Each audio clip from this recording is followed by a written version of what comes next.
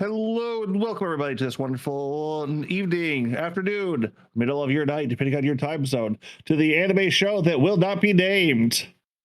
I am your I am your host, Agent Q, and with me here is Yuki. Hi, Yukikaze.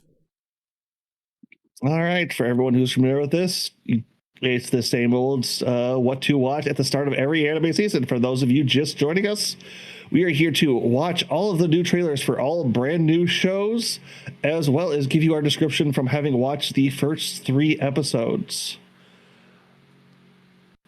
Or 5 or 6, as the case may be this season. The goddamn they can't line anything up anymore. It feels like they were doing it really good for a hot minute, but now it's like, no, this will start here. This will start here. Why do you even have a season if you start 5 episodes in or 3 episodes before, or a bunch of weird stuff today? But I think we've even still got a few shows that haven't come out at all and just are in Netflix jail, but I'm not sure. Shush. But all right, the rules for our list is we will have no season 2s, no spin-offs, and no prequels to our list. These are the start of series, either brand new or fresh adaptations, meaning that a show that is being rebooted from its original stage 1 can make our list as a full reboot, but shows that are a continuation or take place in before the timeline in a other show will not. So no season 0, no re-zeros, or I think Konosuba had a prequel too, but can't think of it at the moment.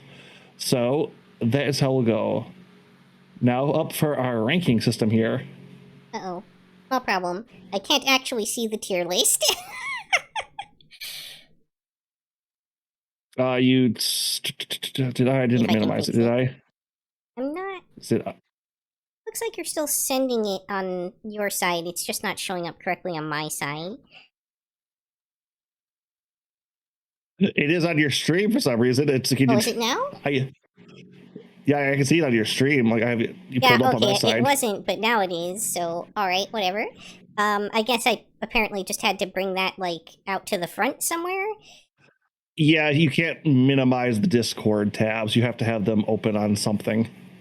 Well, I didn't even have it minimized. It was just behind another window, but apparently that was enough. Anyway. Yeah, no, it's it's finicky.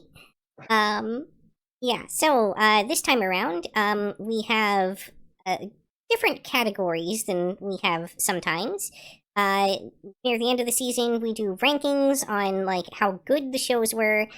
This is just our recommendation on what you should and shouldn't watch, and how many episodes you should give a show to figure out if it is for you or not.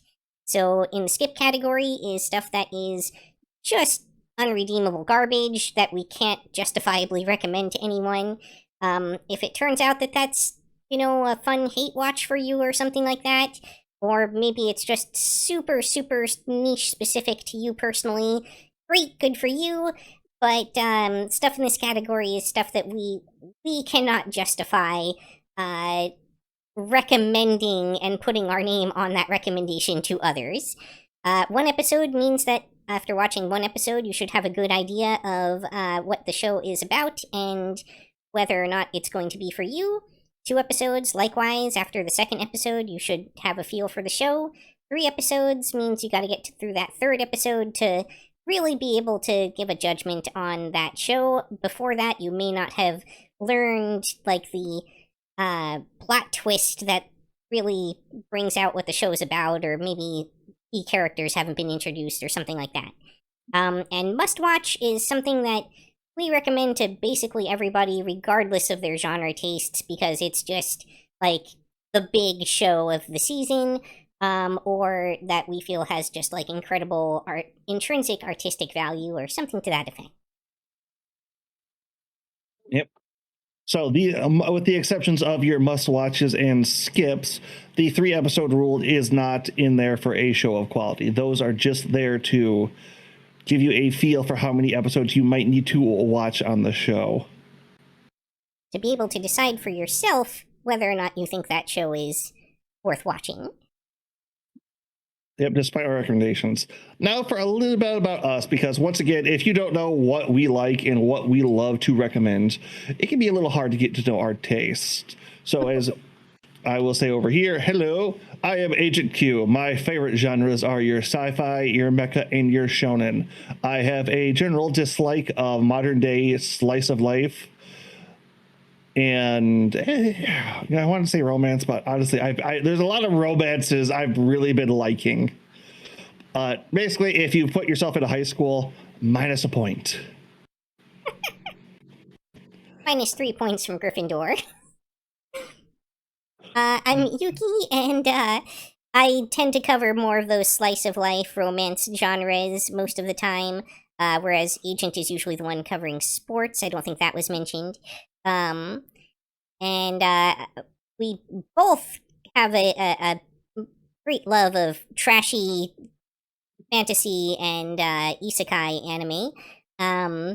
So we certainly have a degree of bias there that we attempt to account for. Yep. Although I tend to be the go-to for the shoujo villainous, and Yuki is the go-to for... Oh, what is it? There's something I very particular bounce off of that you seem to like. I cannot remember at the top of my head at the moment, though.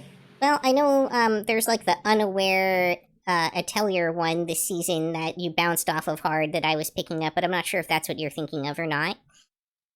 Maybe. Milk toast protagonists really get under my skin. But yeah. okay. Now, everybody, we're going to start off with our first trailer, and we will go from there. All right, hold on. Let me pull this up. And feel free, Yuki. So first up,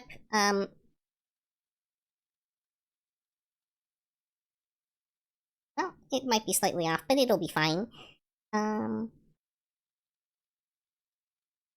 I resized the wrong thing. Mild technical difficulties. Oh, and for anyone watching, the stream, it's not a stream without scuff. For anyone watching why we haven't covered them in any certain way, shape, or in any certain order, there is none. The only thing we will say is the more risque or adult-oriented or content warning shows will be put at the end of the stream. A little bonus for anyone tuning in at the end. Yeah, I also tried to put anything that just gears towards more adult, like mature kind of tastes towards the end this time, but that's not a hard and fast rule. It just felt like it was appropriate for the sort of Adult Swim section of content. Alright, that should be better. Alright, so we're starting off with the beginning after the end. Well, that trailer was not good for the show. Yeah, it very was not representative, and I think that certainly contributed to the fan disappointment that I saw surrounding the show. A lot of people were expecting this to be the next Mushoku Tensei. It is very much in that same vein of show, but it instead turned into we have Mushoku Tensei at home, and it has like all static combat scenes and stuff. There's people were expecting a lot of really high quality combat from this, and what they got was just static still frames. Which once again, not everything can be Mushoku Tensei.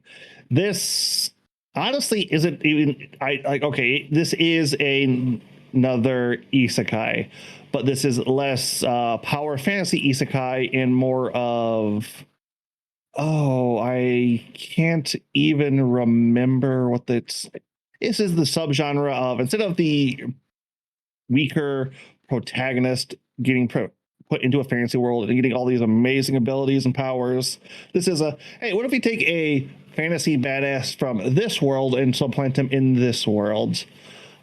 I believe we had this before. But he's still going to end up being a fantasy badass. I mean, you transplant a badass into another world, just a badass. Unfortunately, the only two I can really think that come to mind at this moment are Reincarnated Assassin and Re-Monster. which not Yeah. high points. No, and on either of Remaster, those. probably not the most representative of that genre, but it is there. It does technically qualify. Yeah, but overall, like I said, lower quality on that. I have read the manga or manhwa, or this is a Korean one, right? This Manhwa's the manhwa, Korean one, yeah. yeah, or whatever country this comes from. Not. I have been a fan of it for quite a bit. I don't know why people were expecting high-end animation right off the bat on this one. It very much has a slow spurred start. Oh, yeah? But Yuki, you have any more thoughts on that? I think this is probably a one episode show. Like, it's not overtly terrible enough that I'd put it in the skip category, but do go in with that caveat that this is not something that you're going to get a lot of Sakuga out of. So if you're a fan of, like, isekai trash, you know, if you're a fellow isekai trash cobbling, give this an episode. You'll know if you like it or not. Yeah, that to be said, it is from a highly acclaimed series that I will go back for as one that is highly liked by myself. Give it, like I said, give it the one episode try. I do have high hopes. I think this is going to be in the same vein that Solo Leveling was, where it had a rough first season and then season 2 takes off. But we will see after that. What? To preface that, probably not on the same scale as Solo Leveling, though. The Solo Leveling was able to really get the everyman market by way of just pumping Sakuga down their throats. This is probably not going to do that. We will see when they get there, but hopefully everyone gives this one a chance. But one episode for, I won't argue that. The beginning after the end. All right. Next up we have Kenny Boy Girl Friendship Survive. Alright, yeah, this show is also probably a one episode show. It's very much going to give you what it's about right off the bat, but you don't really get into, like, the second character I think doesn't show up until episode 2 or 3 to really start, like, the love triangle aspect of the show, which is really kind of what it's all about.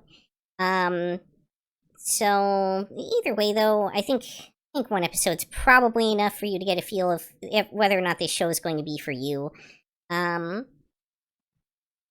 Pretty standard romance for this type in a lot of ways, even though the basic premise is that the protagonist is not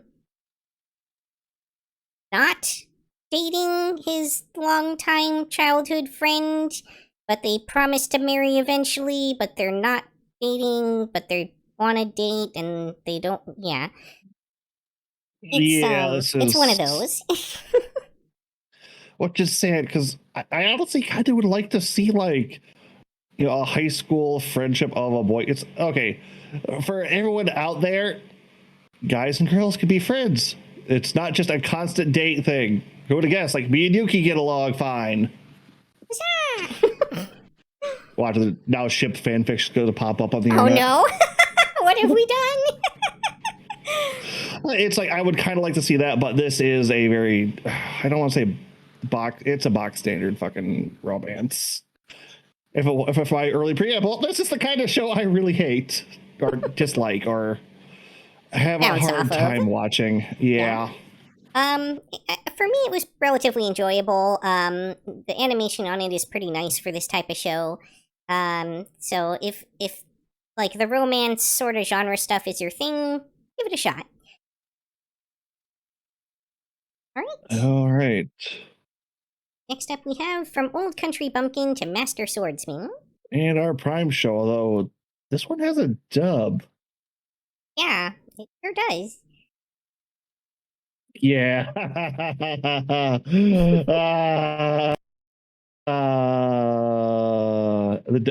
I'm a bit of an otaku, so I have gone through some bad dubs in my day.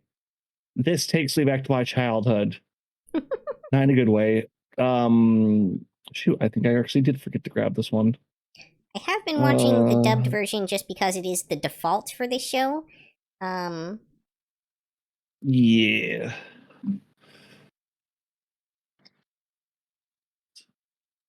That's weird because I went through this. Yuki, while I'm adding that to the.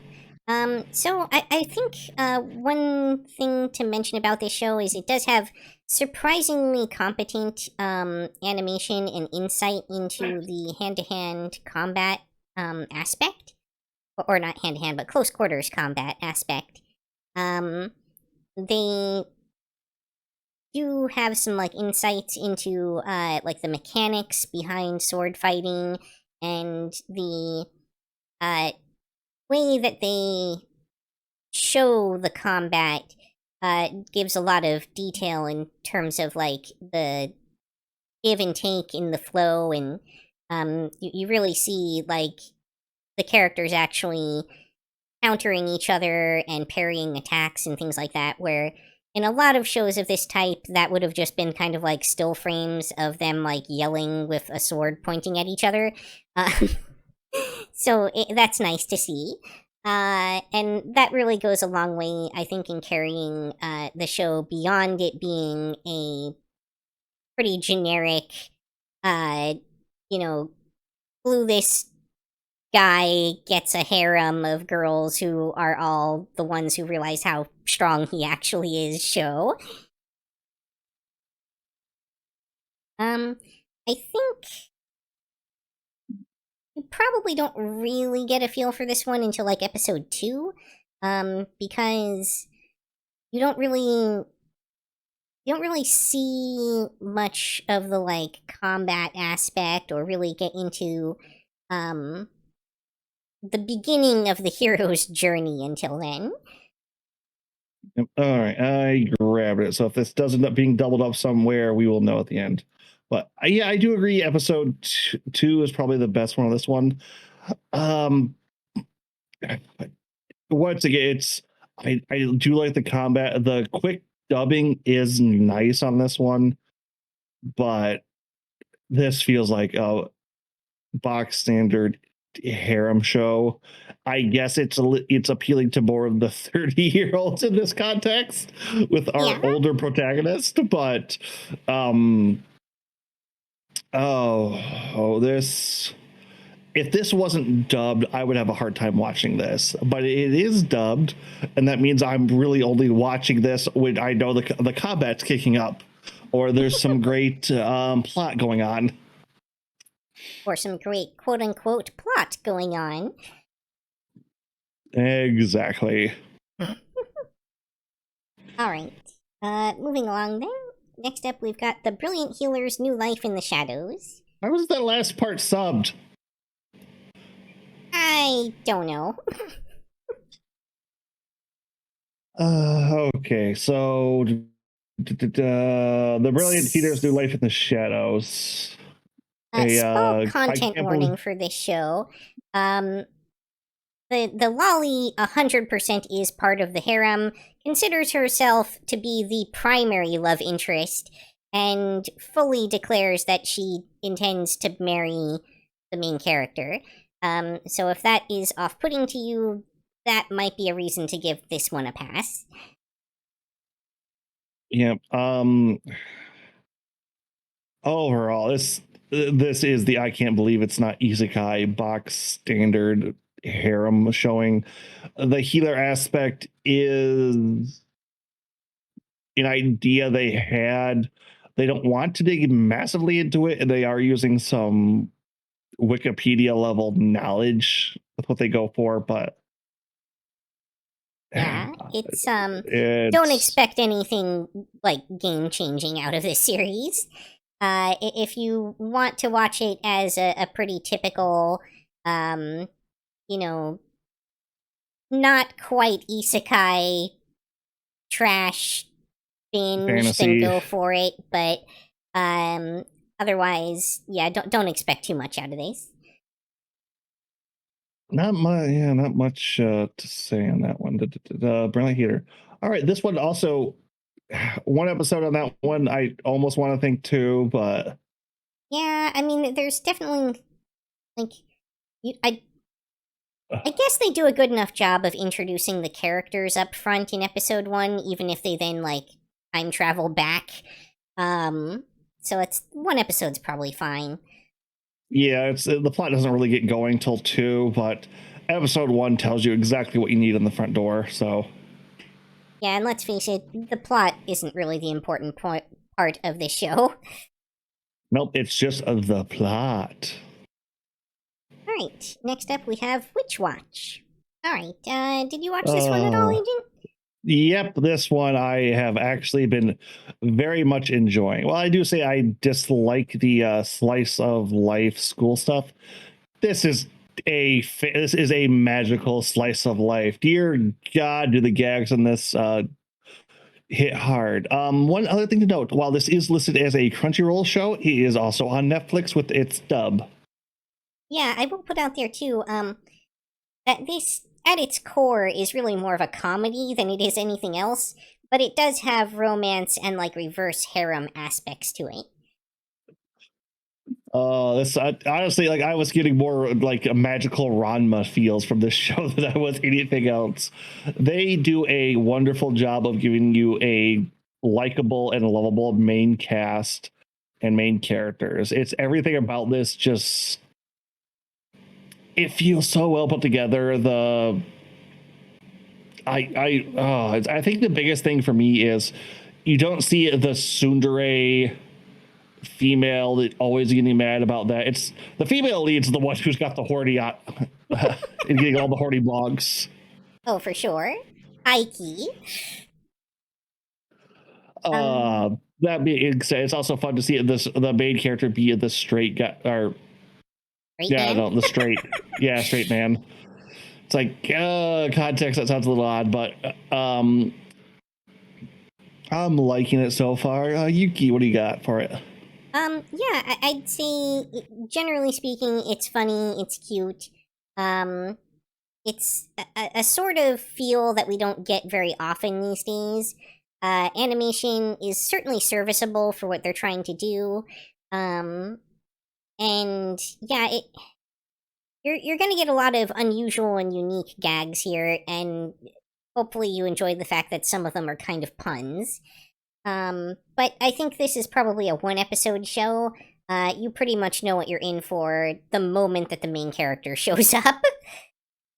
Yep, and am I missing the thumbnail? No, I can't be. I certainly know I got this one. Is that it, like, dead center next to Compass 2.0?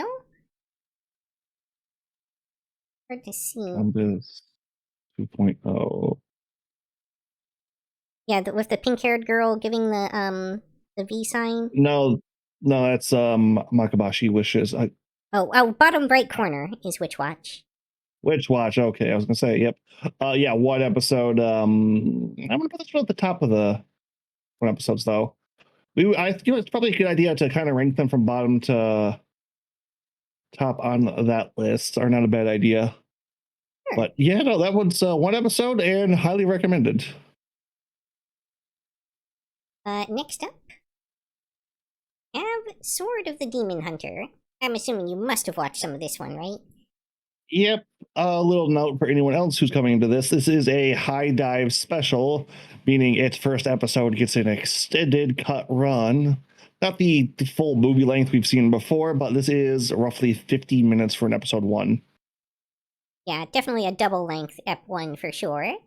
That said, even with that, this is probably a 3 episode, because you don't really get to what the show is about until a couple episodes in.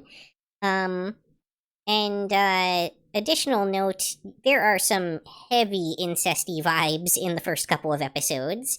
So if brother, sister, lolly, incest is off-putting to you. Although there's not actually any sex scenes or anything like that going on, you're not going to see any nudity. It's still like very ciscon brocon stuff happening. So again, if that makes you uncomfortable, maybe might need to give this one a pass. But otherwise, very well animated, very mature feeling story. But it also has like the kind of vibes that we used to see in more of the like late 80s, early 90s kind of stuff, like the old OVAs. Yeah, not quite to your ultra violence levels, but this is a. I'm trying to think of what were the mature shows without being ultra violent, but they're just all the ultra violence just coming to mind. But no, this has the darker themes. If the current isekai trash and fantasy shows have been a little too lighthearted, this is your standard, or this is not say. Yeah, I would say I would kind of say standard. Darker showing for this season. Great watch. I does not have a dub yet. I don't know if there is one to come out yet. Going to be coming. It might not be getting one. Like it's really, I wish I knew who was in charge of which things get dubs and which don't. But whoever it is, they're doing an awful job and should be fired. Oh, I think Sony is one of the major players in that right now, but probably since they own Crunchyroll. Yep, 3 episodes. It is a bit to get into, but it is living up to its hype so far. But, all right, also what do we of got note, next? since it is a High Dive release, High Dive, while they do simuldubs occasionally, usually they're a few episodes behind, and then sometimes they don't even dub stuff until a subsequent season. So it's possible that we could see it get a dub like next season. Yep. Okay, Yuki, what do we got up next? Up next, we have Once Upon a Witch's Death. Alright, have you been following this one, Agent? No, unfortunately, this one seemed a little bit heavy, and I kind of wasn't watching anything like that. Yeah, that's fair. I will say off the bat, especially the first couple of episodes, this show will really emotionally sucker punch you. That's one of a handful of shows like that this season. Nice animation. It will definitely bring a tear to your eye with some of these plots, if that's what you're looking for. But yeah, the first couple episodes can be a little bit hard to get through because of that. So if you're not in a good place to handle something that's that kind of tough and chewy emotionally, maybe table this one until you're in a better headspace. That said, That's what I had to do. Yeah, it does have the kind of feel of or the kind of basic plot, I guess, of like some of the older magical girl shows like Card Captors, where like although the show remains in a lot of ways kind of lighthearted, and the protagonist tries to stay like upbeat most of the time, there is some kind of like, you know, really high stakes to what they need to do and accomplish. Yeah, there was something else I was going to say about it too, but I don't remember what it was. This show's definitely generated some memes as well, I think. So if you're the kind of person who likes to be up on like that part of the anime discourse, this is also a good watch. Anything you want to add? No, unfortunately, like I said, I've had to skip. This is one of the few I haven't even been able to touch or wanted to touch. Fair enough. It does look interesting. How many episodes would this one be to watch, Yuki? I think probably about 2. It's hard to say with this one, honestly, because I feel like it'll probably start to have a very different feel and stride to it starting around like episode 4 than it did in episodes 1 through 3. But I can't accurately predict the rest of this show and where it's going.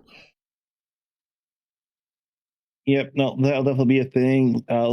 Watch our end of season review to find out on that one. But all right, what do we have up next? Next up, we have another really emotionally heavy show, Apocalypse Hotel. Safe to assume this one also ended up being a skip for you, Agent? I started this and got through the preamble at episode 1, saw where it was going to go, and then had to just stop. Yeah. This show right off the bat hits with a goddamn emotional sledgehammer. Oh, for sure. And Episode 1 is brutal. You're gonna go through literally the end of the world in episode 1. Yeah. So definitely you have to give this one at least 2 or 3 episodes to get to what it's really about. This show is kind of a comedy, but it's a comedy that underlies a profound sense of melancholy. That said, it is gorgeous to look at. Like, it's almost Ghibli level animation. Like very, very Ghibli inspired in terms of like the use of Ma and the way that it focuses a lot on like nature when it has the opportunity to. But yeah, again, if you are not in a good place emotionally, don't start this series. Save it for when you're in a better headspace. Yeah, or even a binge might be a better thing on this one, it feels like. Well, depending on how it ends, but we'll find out that later. All right, Yuki, where do we put this one? I think 2 episodes is probably enough to get to the point where, like, you're at least seeing what the show is actually about and not just, like, emotional devastation. Yeah. All right. Next up is Anne Shirley. Yeah, I decided to give this a skip since it was just, like, yet another Anne of Green Gables. But I'll let you take the lead on this one, Agent. Yeah, so like Yuki just said, if you are familiar with that book series, this is just a retelling of that again.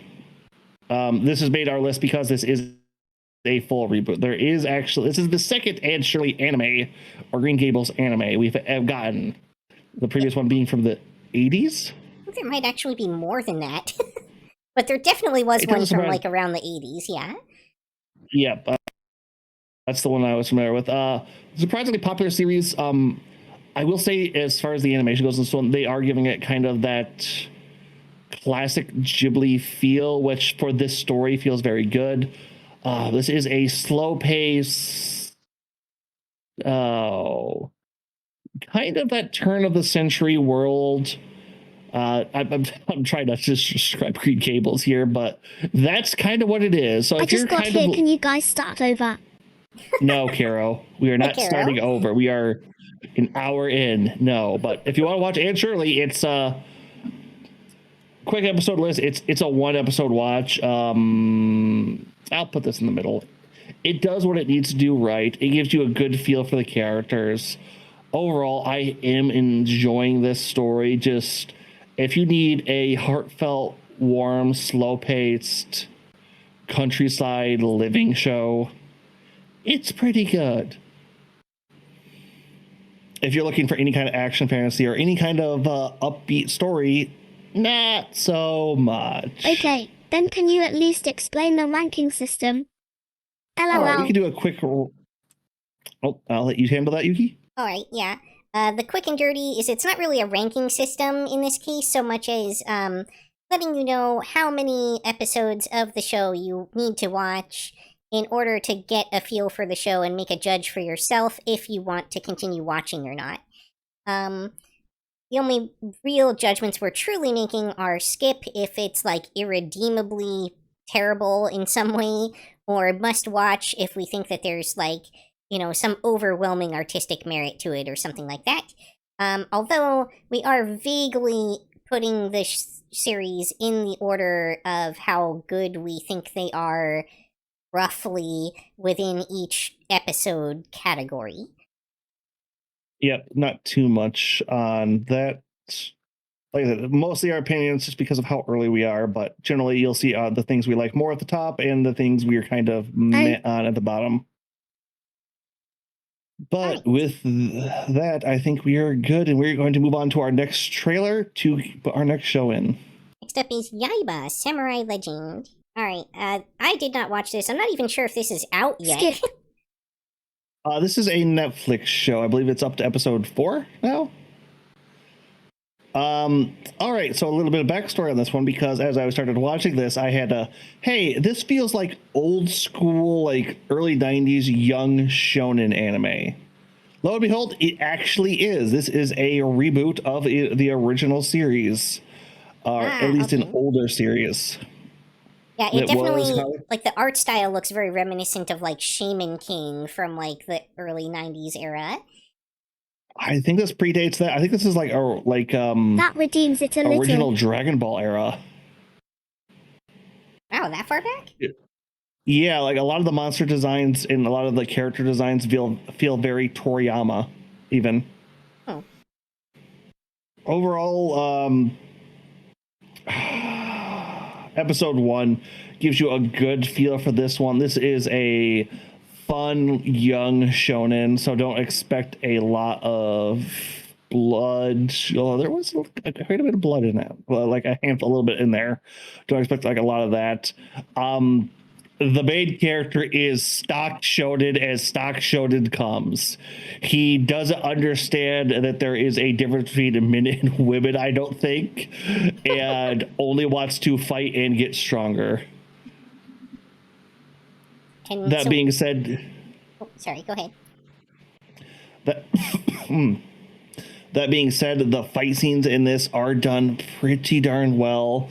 They don't do cuts. They do camera. You know how action movies like to swivel out to hide their cuts? Somehow this does that. The camera pans. Yeah, it loves its camera pans. That being said, I'm going to put this right here. This also does not have a dub at the moment. I feel like the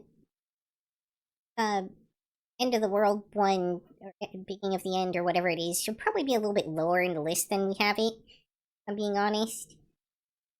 Lower than Anne Shirley? Yeah, it's probably just above the Brilliant Healer. Right around that area. I can understand that. I have a little bit of bias because I know where the story's going, but... Based on what we've seen so far. No, I've read ahead the manga and everything, so I am actually up to date with the current on that one. It is part of my regular reading list. Alright, next up we've got Zatsutabi, That's Journey. Alright, did you catch any of this one, Agent? Nope. Unfortunately, this has been one of the ones I just kind of had to let on the go by. I figured you would get, since it looks modern day slice of lifey, I was hoping you were going to pick this up. Sure did, yeah. I had a feeling that's how this one would go. That said, this is one of those series that definitely feels kind of like it's a Japan Tourism Board sponsored series.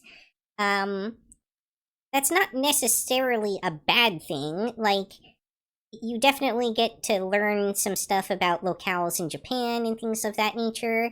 So if that sort of thing appeals to you, great.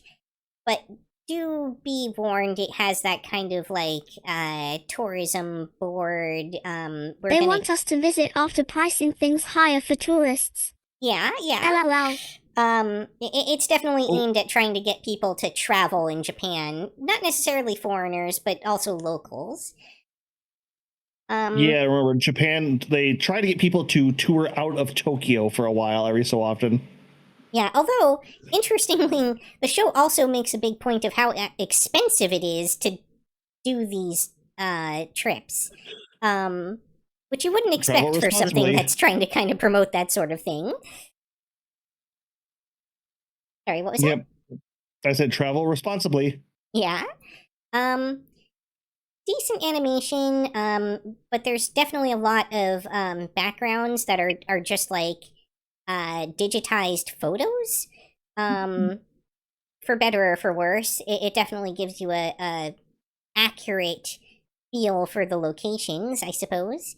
That said, it's not very strong in terms of like the character development or anything like that. So if you're not watching it to learn about like travel in Japan, then you're probably not going to get a ton out of this show. It is still in the cute girls doing cute things genre, and you probably only need about one episode for this one. This also has the this is our second Crunchyroll special. Giant Not logo. Yeah, kind of. I try to use those when Crunchyroll makes them.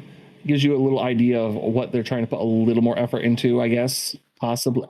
I don't know. Crunchyroll does these for some, doesn't do it for others. Don't know why, can't figure it out. All right, next up we have one of the other cute girls doing cute things shows, Mono. Yeah. Yes, Cat. So similar to the last show, this Cat one... booty. Yes, Cat booty. Similar to the last show, this one is also kind of a little bit tourism-centric, but it's much, much more low-key about it. The tourism pieces feel a little bit less sponsored, and it feels more like a little more natural, and it takes a bit more of a backseat to the character interactions, making it more of a character-driven, cute girls slice of life sort of show, with a little bit of low-key Yuri bait as well. Although, go ahead. I was going to say one show in particular on this list has the Yuri bait on lock and key, but we do have a few Yuri bait titles this time around. Yeah, so I think probably episode 1 is good enough for this one as well. I would rank it a little bit above Zatsutabi, though, personally. easy enough. Another special logo on this one. Unfortunately, this is another one that I skipped. I saw high school girls doing club activity in a regular life and was Yeah, not your forte. Alright, next up we have The Dinner Table Detective. Okay, one I have been watching. This one also has a dub, so if you want to watch it in the background, it does have one. This is a Amazon Prime show, so thank God they have the dub because Amazon Prime has the worst subs. That be they like I've been watching other people getting into the new Gundam, and everyone's like, "Wait, are these just dub subs?" Like it's apparently Agent. really bad. Miyuki. We paid the bills and won't lose our home. Oh man, thank you. Oh, yay. Hopefully that's working out for you. But the Dinner Table Detective. So this is quite literally just a murder mystery show. The main characters are actual detectives. It does kind of have the Heck yeah. Detective Conan, I don't want to say feel, but kind of plot of new episode or an episode, depending on if it's a longer murder mystery, will take up to the kind Mystery of the week format. Yeah, I would say the main character is the two main characters are police detectives. They are, a bit. It's like if the dad from Detective Conan was just the main focus of the show, because while they are intelligent, they do miss some stuff and aren't the brightest. The butler, who was coming off as very standoffish into that trailer, is kind of the, all right, people, have you solved it yet? Have you solved the mystery yet? Nope. Well, all right, let me explain how this happened and how we're going to catch them. He is like the come in answer sheet for everyone to solve it at the end. So far, the mysteries have been okay. This isn't anything I'm going to be like recommending or saying, oh, it's great, oh, it's phenomenal. It's okay. It's fine. It's serviceable. There isn't a lot of high-end animation. There is a decent amount of character build-up. Honestly, from how this starts, it almost feels like there was a preamble that they cut out, or a zero book, or prologue. I'm not quite sure, but it's a one episode. You have a good feel for it. I will put this under Mono. I don't have anything to add on this one. After being burned by that Akemu show last season, I wasn't really feeling up to another mystery. Yeah. All right. What do we have next on the docket? Next up is Guilty Gear Strive Dual Rulers. All right. So the Guilty Gear anime, the first Guilty Gear anime somehow. For anyone who is a fan of the games, guess what? You're going to have a good time. This is a continuation of the game storyline. If you don't know the game storyline, why are you watching this? Don't watch this show. Go look up the... I think Wooly Versus has the official lore videos on it. Like, I think Treyarch actually... Oh, it's not Treyarch. Whoever does Fighter Z, I think actually sponsored a YouTube guy to help do the story on it for how old it is. This show was made with the concept, you want more of the game story, because I think they're not going to... I don't know.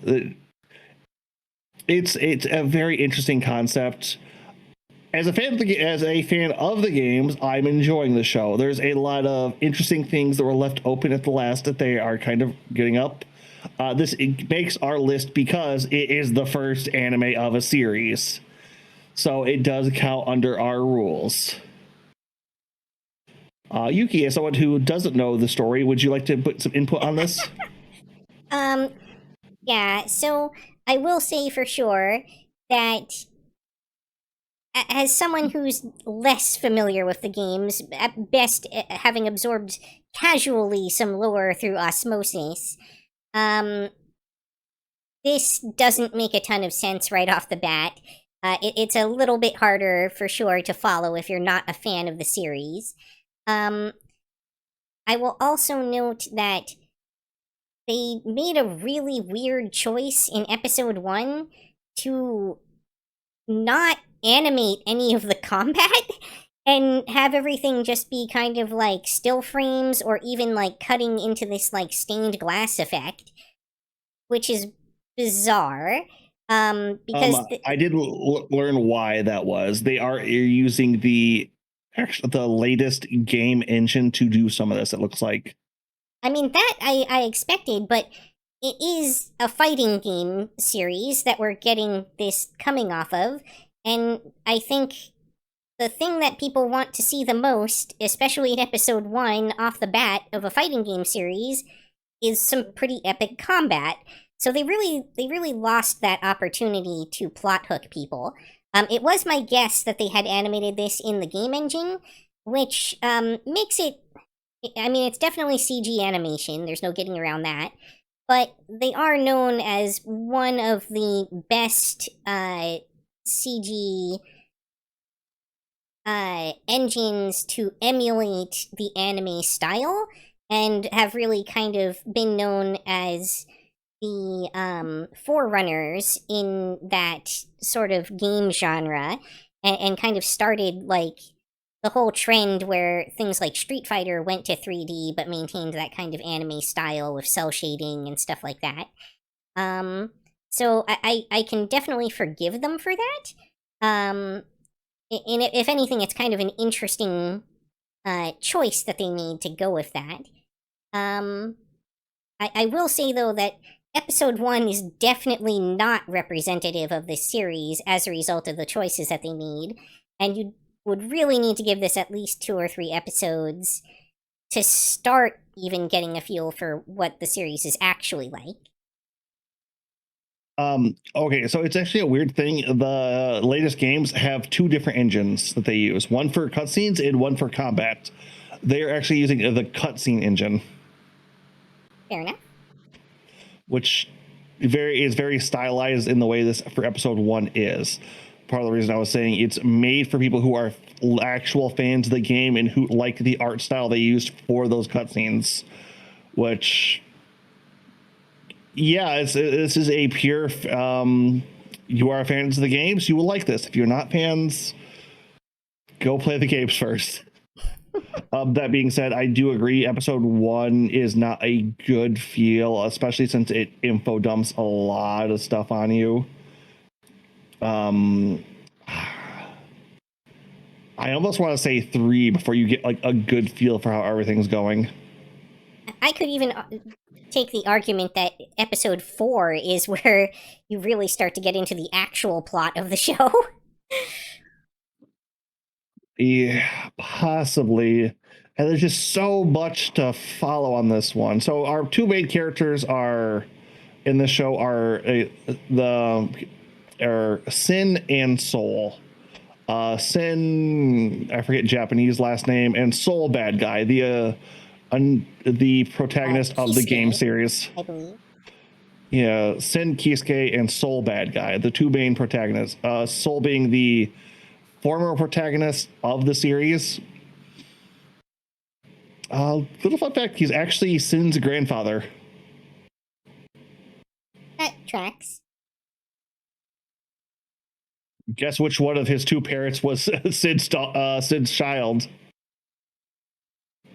Sin's child? You mean Or not Soul's Sin's, child? Soul's child, sorry. I know that Soul is a gear, so hypothetically it would have to be Dizzy. Yeah, although she gets her gear side from her mother, actually. Mm-hmm. Sorry, it's a series I know way too much about, and I could actually talk about for a bit. I would love to. The anime does not a good representation of getting into the guilty gear, though. Dear God. Oh, there's just like, oh, wow, they're not going to explain any of this, are they? Wow. Now, there's actually a piece where they're like, by the way, this thing just happened, but that's not important right now. That's its own thing for being delved into another time. We'll just ignore that for now and just go back to what they were doing. If they can bring Zepp into this, I will give them extra points. I love that faction.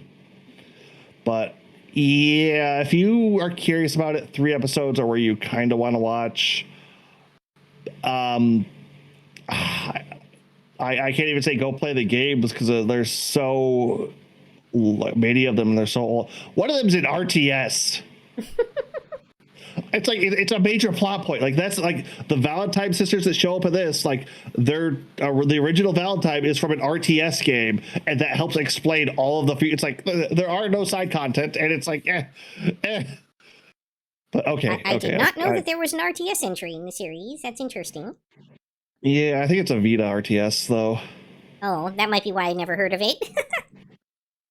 Yep, or a PSP one. But all right, moving on. Okay. Next up, we have Yogonia. They obviously hadn't nailed down any voice acting yet by the time they did this preview. Yeah, no joke on that one. Okay. No, I believe you didn't catch this one, correct, Yugi? I caught 1 episode. Okay. So this is technically an isekai. Yeah, I did catch hints of that even in episode 1. Yep. Overall, it's not a direct knowledge. This is like, oh yeah, I have vague knowledge from another world. Ah, that's weird.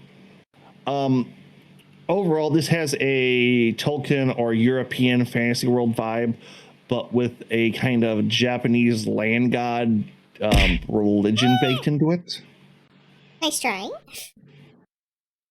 Oh, everything okay? Yeah, no, sorry. Someone just did a redeem on my side. All right. I will say I liked it better than I thought I would. The mythology they start with building and as the series goes on has been really great. I'm very curious to see where it goes. The main character, while gets isekai protagonist kind of not powers, but like Deus Ex Machina is where like his former world knowledge comes from. Does do a fairly good job of it overall. There isn't anything I'm disliking. Everything's been lovable. It's interesting to see that the other races actually have their own languages. The demi-humans so far have been orcs. I don't want to say gnomes, but I think they're pretty much they're gnomes. They're small, they look childlike, and they're really good at crafting stuff. One of these days, And Miyuki. macaques, One of these days, I'll catch you. which are giant white ape beastmen. Yeah, that's accurate. Yeah, just like I don't see it often, but it's interesting to see it. Overall, this one, I would say 2 episodes just from how stuff starts changing Surely up. eventually. You do get a decent feel for episode 1, but 2 is where the plot kicks in. Crap. I mean, this is my first time here. I will put this here. It's hard to say because I haven't seen this one. You guys seen that one, so that shouldn't be too bad. For the little bit you caught it, did you have anything you want us to add to this?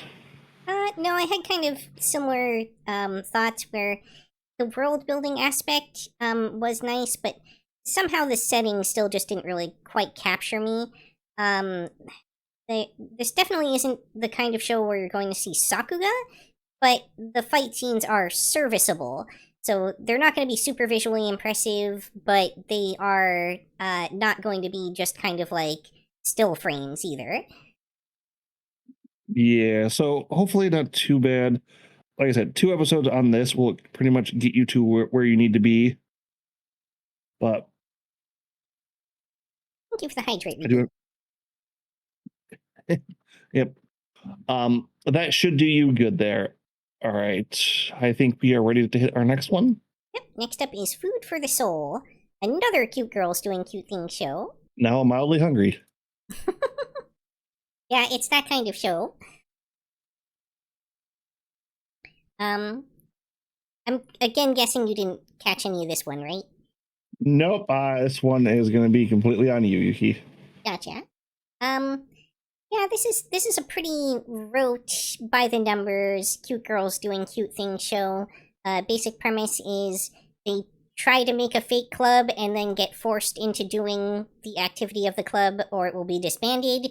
Now, one interesting thing though is this is, although the characters may not look it, a college setting. All of these are college students. Because you can't have the college kids look like college kids. You can't have the high school kids look like high school kids. It's Yeah, of course, all the high schoolers have to look like 30-somethings, and all the, or even middle schoolers have to look like, 20-somethings or teenagers. And all the college students have to look like they're in elementary school. I mean, D cups are totally natural for a 12-year-old, right? Oh, for sure.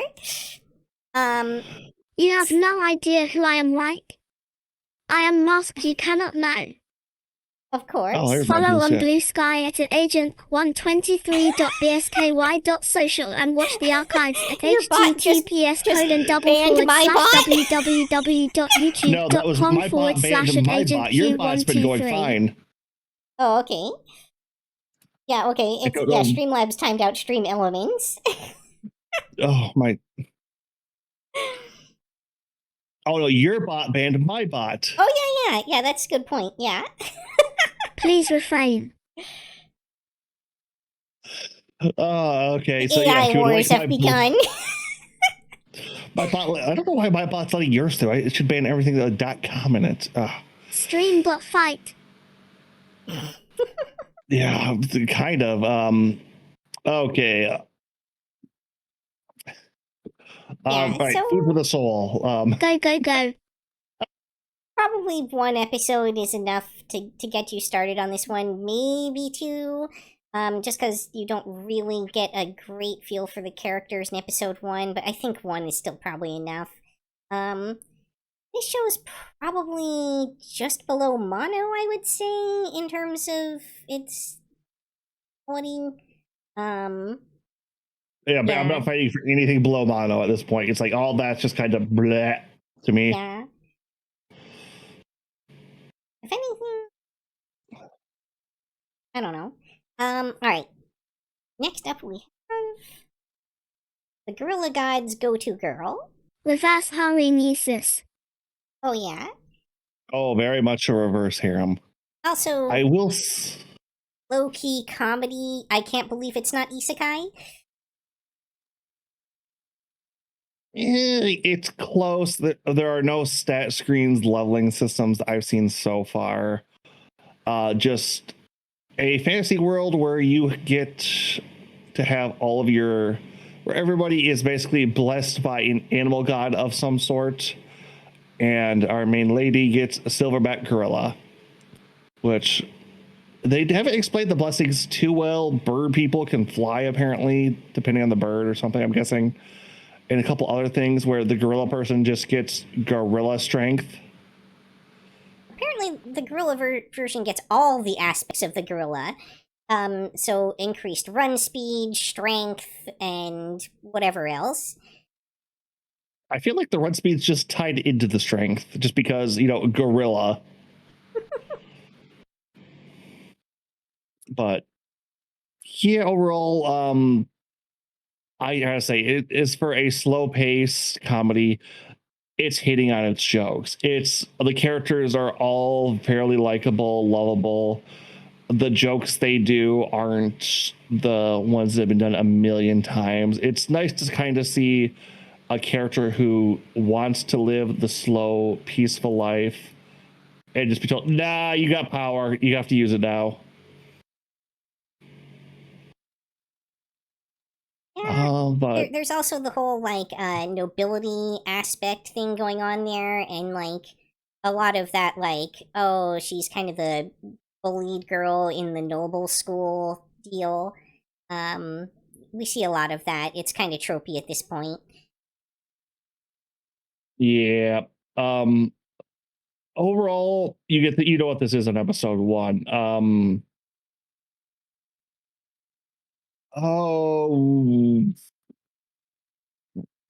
This one's hard to place because the animation and stuff isn't very good, if we're being honest, but the show is still a fun ride. it's a box standard good, not bad. It's not bad. It's just a box standard good animation, or basic animation, I should say. I don't really want to say basic because, there is bad basic animation. This doesn't irritate me in any ways. It's budget animation. Yeah, I'm gonna put that there just because it's landing so well, and once again, a fantasy series that isn't tied down in RPG systems is nice to see again. Next up, we have My Bashi Witchy. Alright, I'll let you take the lead since you seem to be chomping at the bit on this one, Agent. Okay, so if you first come into this show, if you're an older anime fan, you might be familiar with a show called Magical Do-Re-Mi. It is a young magical girl show about a bunch of young witches in training running a shop that sells magical items trying to help people. This steals a lot from that premise, then ties in a idol anime at the end for the showstopper. It's like, oh, we're going to go through your life, figure out your problems, and then do a big song at the end. That being said, if you're familiar with other shows coming out, you might saw the Bandai and Sunrise and oh, wow, they're pulling double duty. Just a note, those two studios have a separate idol animation group who works inside of them. This is that. This is not the Gundam guys or the Mecha guys or the other side. I did not. If you're afraid of idol shows, this isn't the best. The group is very bog standard, only doubling down on the dumb girl. I don't know. They had the dumb girl, and then they had the protagonist, who's also the pseudo dumb girl, and then they had one who was just a fucking bitch. Just I'm here, and I don't know why you're telling me what to do. All right, what are we gonna do? I don't know, but I'm not listening to you. It's like, you're not even tsundere. You're just a bitch. Shut up. My take on this show is, it honestly would have been a better show without any of the idol aspects whatsoever, but it's clear that the rest of the show was intended to be a vehicle for those aspects, and thus there was no way that they were ever going to get cut from the show. But they exist almost completely separately from each other, even though, like, the animation style pops up from time to time. And it's just, both would have been better off without the other. Very much. There's not even a reason for them to do the big song and dance. It's not like it's part of their magic or anything. It's just right. I feel it doesn't tie into the show at all. I don't know, was it like episode like she just says, "I think I want to sing for you now." So we're all going to. It's like their magic just gets randomly tied into song because the only person who can make up their mind on what they want to do with their magical powers decides in it. I don't know why the show made me so angry. This is probably the first show that I personally would give a skip to. So far that we've looked at this season, it's hard for me to be sure if that's just my own personal bias against, like, the idol genre and, to a lesser extent, the magical girl genre. But this show was not good. It was slow. It was boring. It didn't have impressive animation. It had awful CGI that was brought in from the idol portion that seeped its way into other parts of the show for no apparent reason. I have a really hard time recommending this one. That's. I mean, I guess maybe for Caro specifically, because Prague, but besides that. That's kind of, I don't quite want to throw this into skip. We're not in a glut of idol anime at the moment. It's not doing anything horrible overall. It's just kind of bland, and I don't want to throw something down in there for just kind of being a junk food show. Fair enough. Because there's nothing offensive. It's just bland overall. I love idol anime and folks, so I feel like it's created specific for the LOL. To be fair, Carol, they have been typecasting direct people. It feels like there was a show last season that was, "Hey, what's Agent like?" The show. Yeah. So I think we're going to throw this towards the bottom of one episode. I don't feel like this deserves a skip, but I can very much, if this is in your genre, a wheelhouse, I could see you liking it. If you like idol anime, try it. We do tend to give shows a few extra points if they're the only thing representing their genre in a given season. Yep, if you are idol anime of 6 or villainess show number 5, you're gonna be graded on a curb. Alright, next up is Compass 2.0 Animation Project, and if that name doesn't tell you that this might be bad, well... So for anyone who's watching that couldn't pick up on it, this is based off a gacha game. Yeah?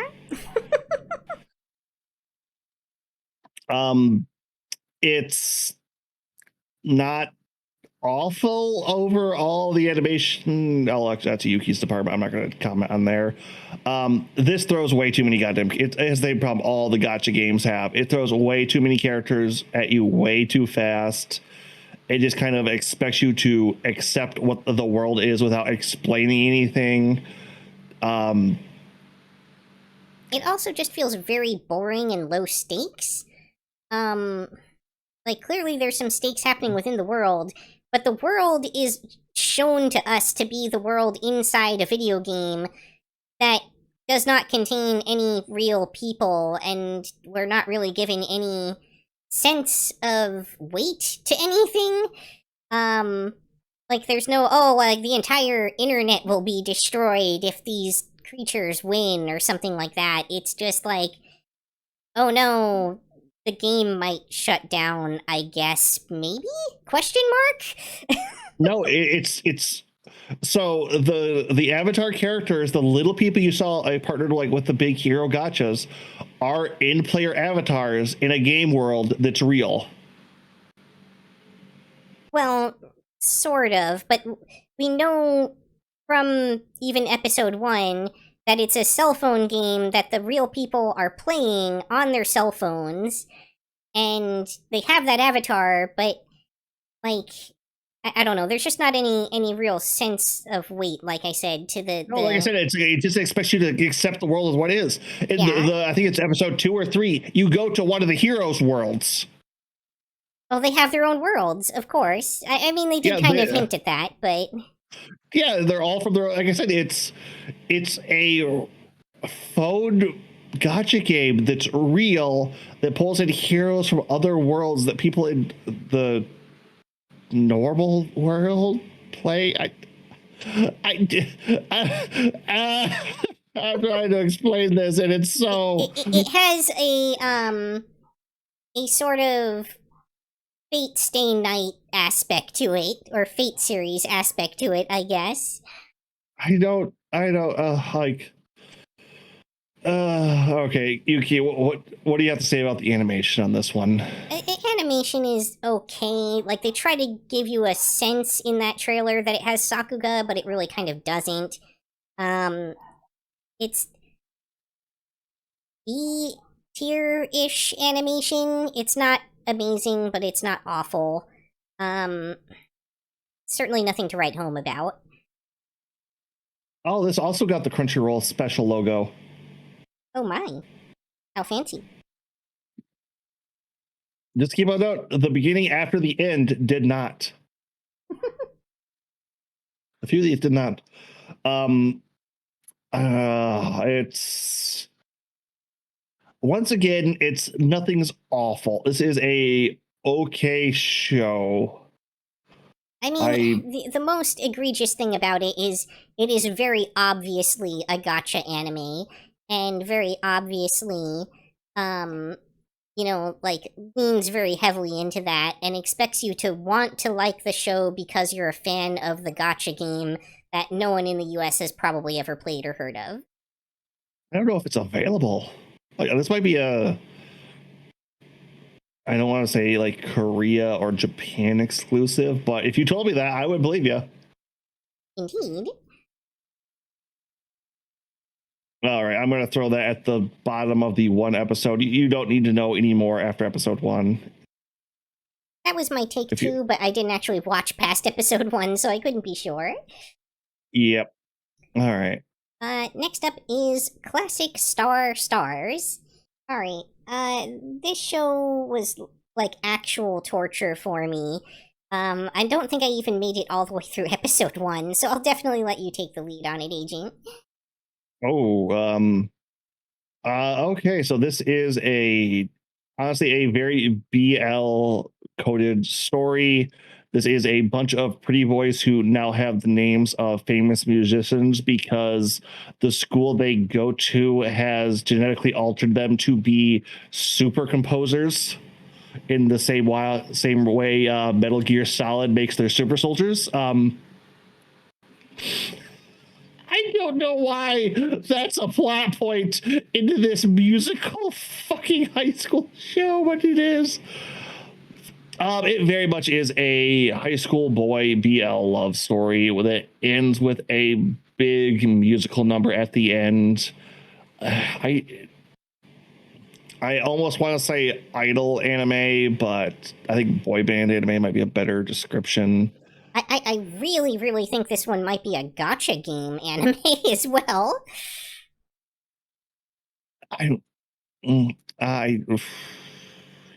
I could almost believe you, but they don't seem to have very many other characters, so I'm a little iffy on that. I would have to look that up.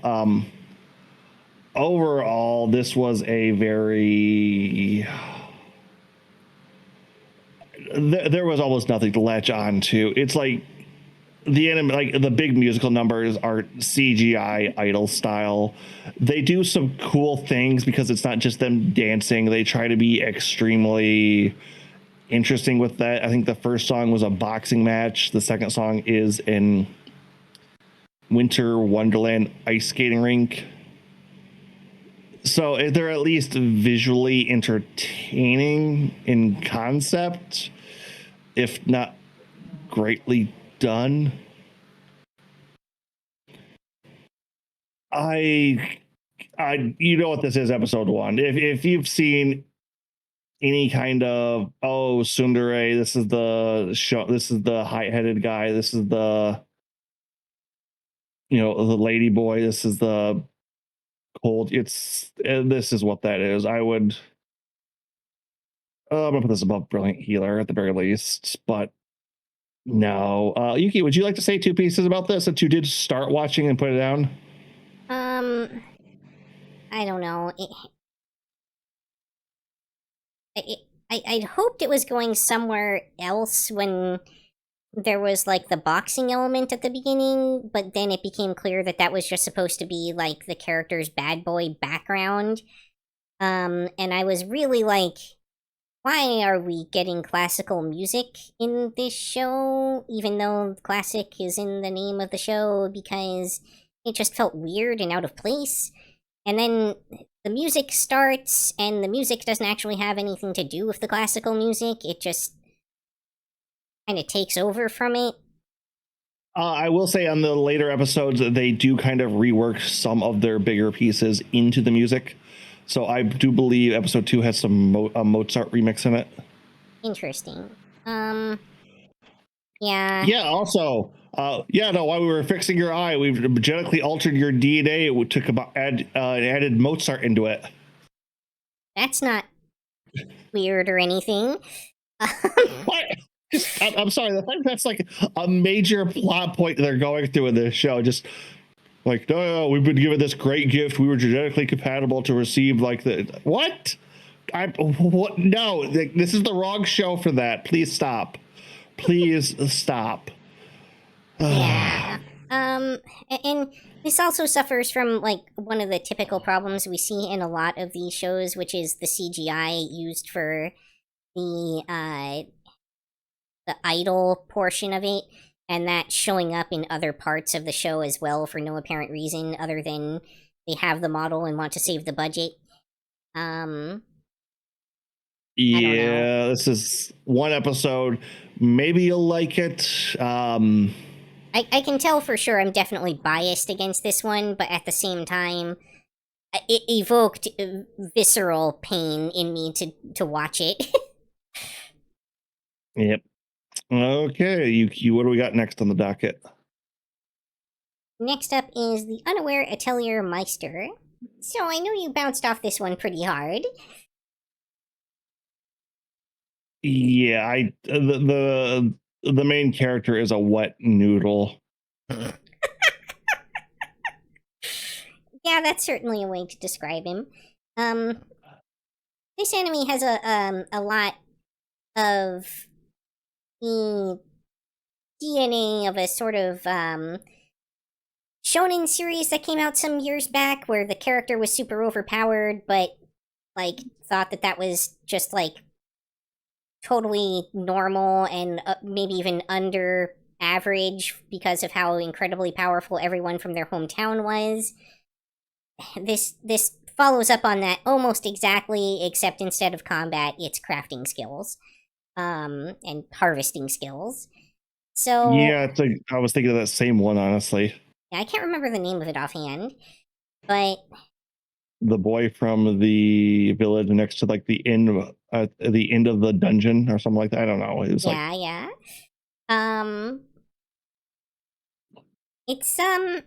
It's just kind of one of those trash tier series. It's not technically an isekai, but it feels like one. I can't believe it's not isekai. Yay. This is another one of those shows where you're definitely going to know what you're getting into episode 1. I won't say the show has a ton of redeeming value other than it's an okay kind of comfort watch if you need something that's not at all serious or anything. For those who care, it is dubbed, so there's that. It is? I believe so, yeah. Oh, that would make them infinitely easier to watch. Yeah, I'm pretty sure I've been watching it in English. Yeah, a lot more dubbed this season than we're used to. Okay, guys, it's okay for me to miss some. Also, again, whoever's in charge of deciding which things should be simul-dubbed needs to be fired. Oh God, yeah, it's uh, okay. It's in one episode. It's not awful. The main character does look like the main guy from Dungeon Delmasi, I think it is. Something like that, maybe, yeah. You know, I can't believe it's okay to pick up girls in a dungeon, whatever the heck the Japanese name for that was. Oh. No, it's definitely not that show.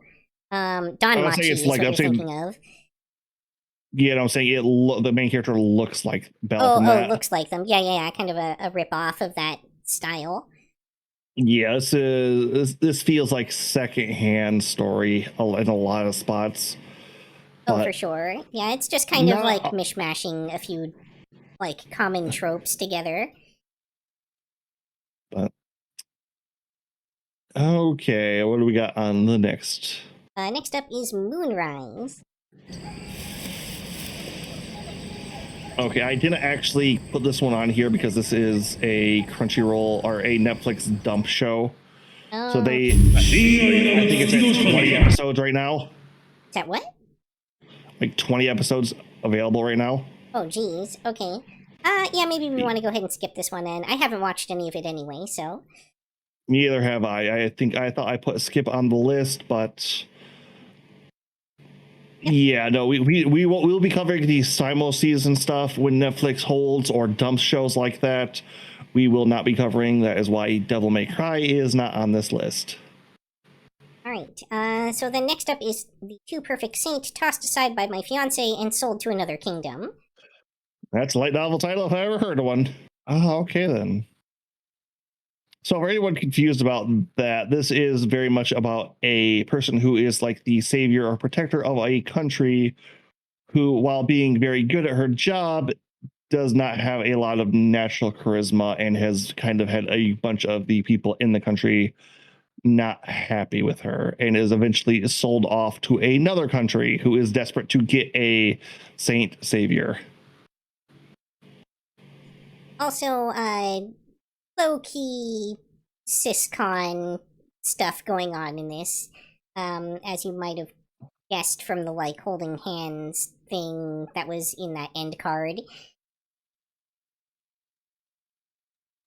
But, Overall, yeah. I was gonna say it's like this has been one of the heavier stories, but not like crushingly heavy, but with also a nice lighthearted upturn. This has been a actual feel good show for me to go to this season so far. Yeah, animation-wise, we're looking a little bit under par, I would say. But not so bad that we've got, like, horrible CGI monsters running around everywhere. Just, don't expect a lot of, like, movement out of the characters and stuff like that. Relatively low-budget series here. Yeah, while this does have some combat, this is very much supposed to be a not slice of life, but fantasy-esque story with a lot of interesting world building and character development. Which overall, the characters are all lovable. The main character is just this little bundle of I'm trying to do my best. All right, that's emotion. I don't know. I'm not quite sure how to feel about those. Like if you wanted that almost autistic neurodivergent main character, this has a good feel for that. Overall, Yeah, it does feel like she's being very discriminated against for, like, low-key neurodiversity. other than that, the support cast we get in the back once we get to our main setting is very good. The people who were putting her down feel like comeuppance are going to be had at some point, while a overall better mystery is kind of portraying in the background. I have been loving this. That being said, I feel like one episode kind of gets you to where you need to go. I don't know about that, because I feel like episode 1 really doesn't get you to the point where you're meeting any of the extended cast, and it's just kind of all the, like, everyone being down on her within her own kingdom stuff. It's not until, like, episode 2-ish that she actually goes to the other kingdom, and we start to see that the series kind of takes a turn a bit. Okay, 2 episodes, I can definitely agree with on that one, thinking about that. because we don't get a lot of the good supporting cast until episode 2, just more the I hate people in episode 1. But one to keep an eye on for the season, I would say. That's going at the top of our 2-episode list for me. Next up is Shirohio, reincarnated as a neglected noble. So based off of the light novel series, is the trailer was keen to point off. Shocking. Well, apparently novels, comics, and what they're calling junior novels, which I'm assuming are light novels. Okay. I think you had a hard skip on this one, Yuki. I did manage to force my way through one episode, but I'll definitely let you take the lead on it. So yeah, in Isekai, okay, this reminds me of, what was it, the reincarnated, and I get to focus on my magic in my next life. Kind of is that it's all right. You're gonna watch young children be cute and have mild magical adventures. This, I don't quite want to put this in the skip, but there was so much box standard recycled concepts and tropes with mediocre animation. Maybe at best, yeah. And like, I'm not the animation guy, and even I could tell that they were skipping out on this stuff, and it's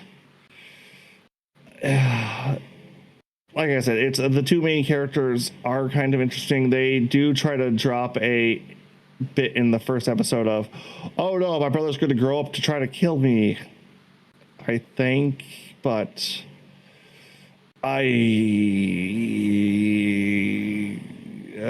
it's might have been episode 2 because I don't remember catching that part, but I may not quite have finished episode 1. It might have been post credits or it is the very end at the very least. It's I see. If you this isn't bad enough for a skip yet. This isn't unredeemable, but this is isekai trash through and through. Not especially good isekai trash. My take on it, all I'll really add is there's definitely some like Brocon vibes there between small children, so if that makes you uncomfortable, this is probably a hard pass. Also, there's a lot of like fat-phobic humor in this, so if that's something that bothers you, you probably want to give this a pass as well. Oh, trust me, they explain the main character's like home life later on, and it's he wishes he was an orphan. Yeah, in the opening credits, they literally put the chubby main character next to a picture of a pig that is a diagram of all the different parts of the pig when you cut it up and eat it. So it's that kind of level of like fat-phobic content. Yeah. Okay. Yeah, that's you know what? I want to put this below Compass. Do you have any complaints on that? I do not. Like I there was stuff in Compass I enjoyed for how goofy and stupid it was. This was boring at most of the time. Compass at least tried to have like a combat element to it and feel like it was doing something cool, even if it wasn't necessarily. This I bounced off of much harder. Yep. All right. Moving on. Next up is Lazarus. And we're gradually creeping more into our kind of Adult Swim section here. So yeah, we have a Toonami original, I believe. I'm loving this show. You only need one episode to really find it, but this is from the creator of Bebop, Samurai Champloo kind of vibe, and they kind of nail that jazzy feel quite a bit. It's a pseudo futuristic, so add 10 years onto near future our world. I thought about the real world and got depressed instantly. Um, it feels very good. This is done well. The problem I've seen with the show so far is they tend to fall off or have a bad ending. This is going to be very make or break on that. So far, though, I think this is one of my top picks for the season. Yeah, I would say it's fair to put it in the top slot of the one episodes that we've seen so far. What I will throw out there is, yes, the Cowboy Bebop DNA especially is very strong in this one. I also see some elements borrowed out of like Aeon Flux, which I know wasn't from this creator, but it seems to be kind of low-key referencing it a little bit here and there. They feel like there's some almost cyberpunk feel in this damn show. Yeah. I will say that the trailer does not oversell this show. You're gonna get a lot of action-packed, like chase scenes and fight scenes, and all of it's gonna look pretty decent. Well, more than decent, really. Like pretty far above average. Most of the complaints I'd have about this show are minor gripes, and most of them only really stem from the inevitable comparison that one has to make of this show against Cowboy Bebop because of the, pedigree that it has and the clear similarities. But in a vacuum, this is easily one of the best shows this season. I will say, though, especially the music to me is kind of disappointing compared to Cowboy Bebop. It has similar jazzy vibes, but it just does not have the same energy to it. No, you can't have every soundtrack be a fucking hit or a bop or jam, but this is very passable. This probably won't be on anybody's playlist, but does its job fine. Mm-hmm. Yeah, it's just not an absolute banger like Bebop was. Yeah. That being said, if you are watching on Toonami, man, you still have TV? What the hell? For most of us watching on Max, this is a fun ride and is one of the few reasons to get Max, I guess. But it's there. It's fine. It's at the top of our one episode so far. All right. Next up is another high dive show. Rock is a lady's modesty. So, I put this a little bit towards the end because there are definitely periodic like BDSM themes that come up in this show. I'm aware been, I want to say toned down, but the reality is heavily censored from the original manga version, where the characters were typically nude in these scenes. Rather than, as they've opted here, to keep them fully clothed. Weird season this time around, with the shows on High Dive actually being fairly heavily censored, and the shows on Crunchyroll, well, at least one show, being very much less so. Yeah. Agent, any thoughts on this one? Unfortunately, this kind of fell under my thing. I did not think this was going to be up my alley too much, so I kind of skipped. I kind of want to do this now. Rock and roll happens to save a lot of stuff for genres I dislike, and this does kind of look good. The more I looked, like after I looked into this, starting to build it, it almost was giving me Detroit Metal City vibes, if you're familiar with that old banger. Cheap viewers on streamview.com. Remove the space at JZParG0EP. I got you. But no, I had to. I did not catch this one, so right. You will. I'll fill everybody in while you take care of the bot. Then, the basic premise is the main character is a commoner who has had her mother recently marry into a very prestigious old money family in Japan, and has been shipped off to this all-girls school.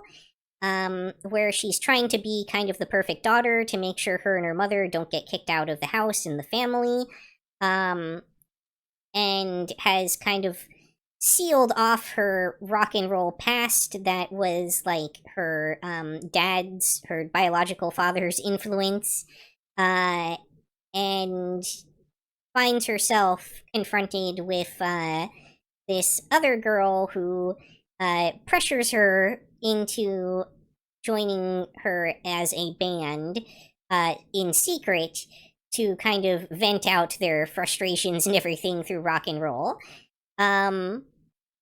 It's honestly a pretty decent show. Animation for the most part looks nice. I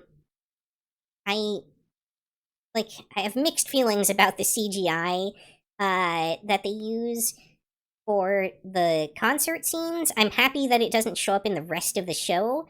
I understand that there was probably a very strong practical need for it to make it look like the characters were doing anything resembling actually playing instruments. It's obviously like mocapped and has kind of a VTuber feel to it. But I think since all the characters are doing that state simultaneously and it doesn't just pop up in other parts of the show, it's easier to forgive it.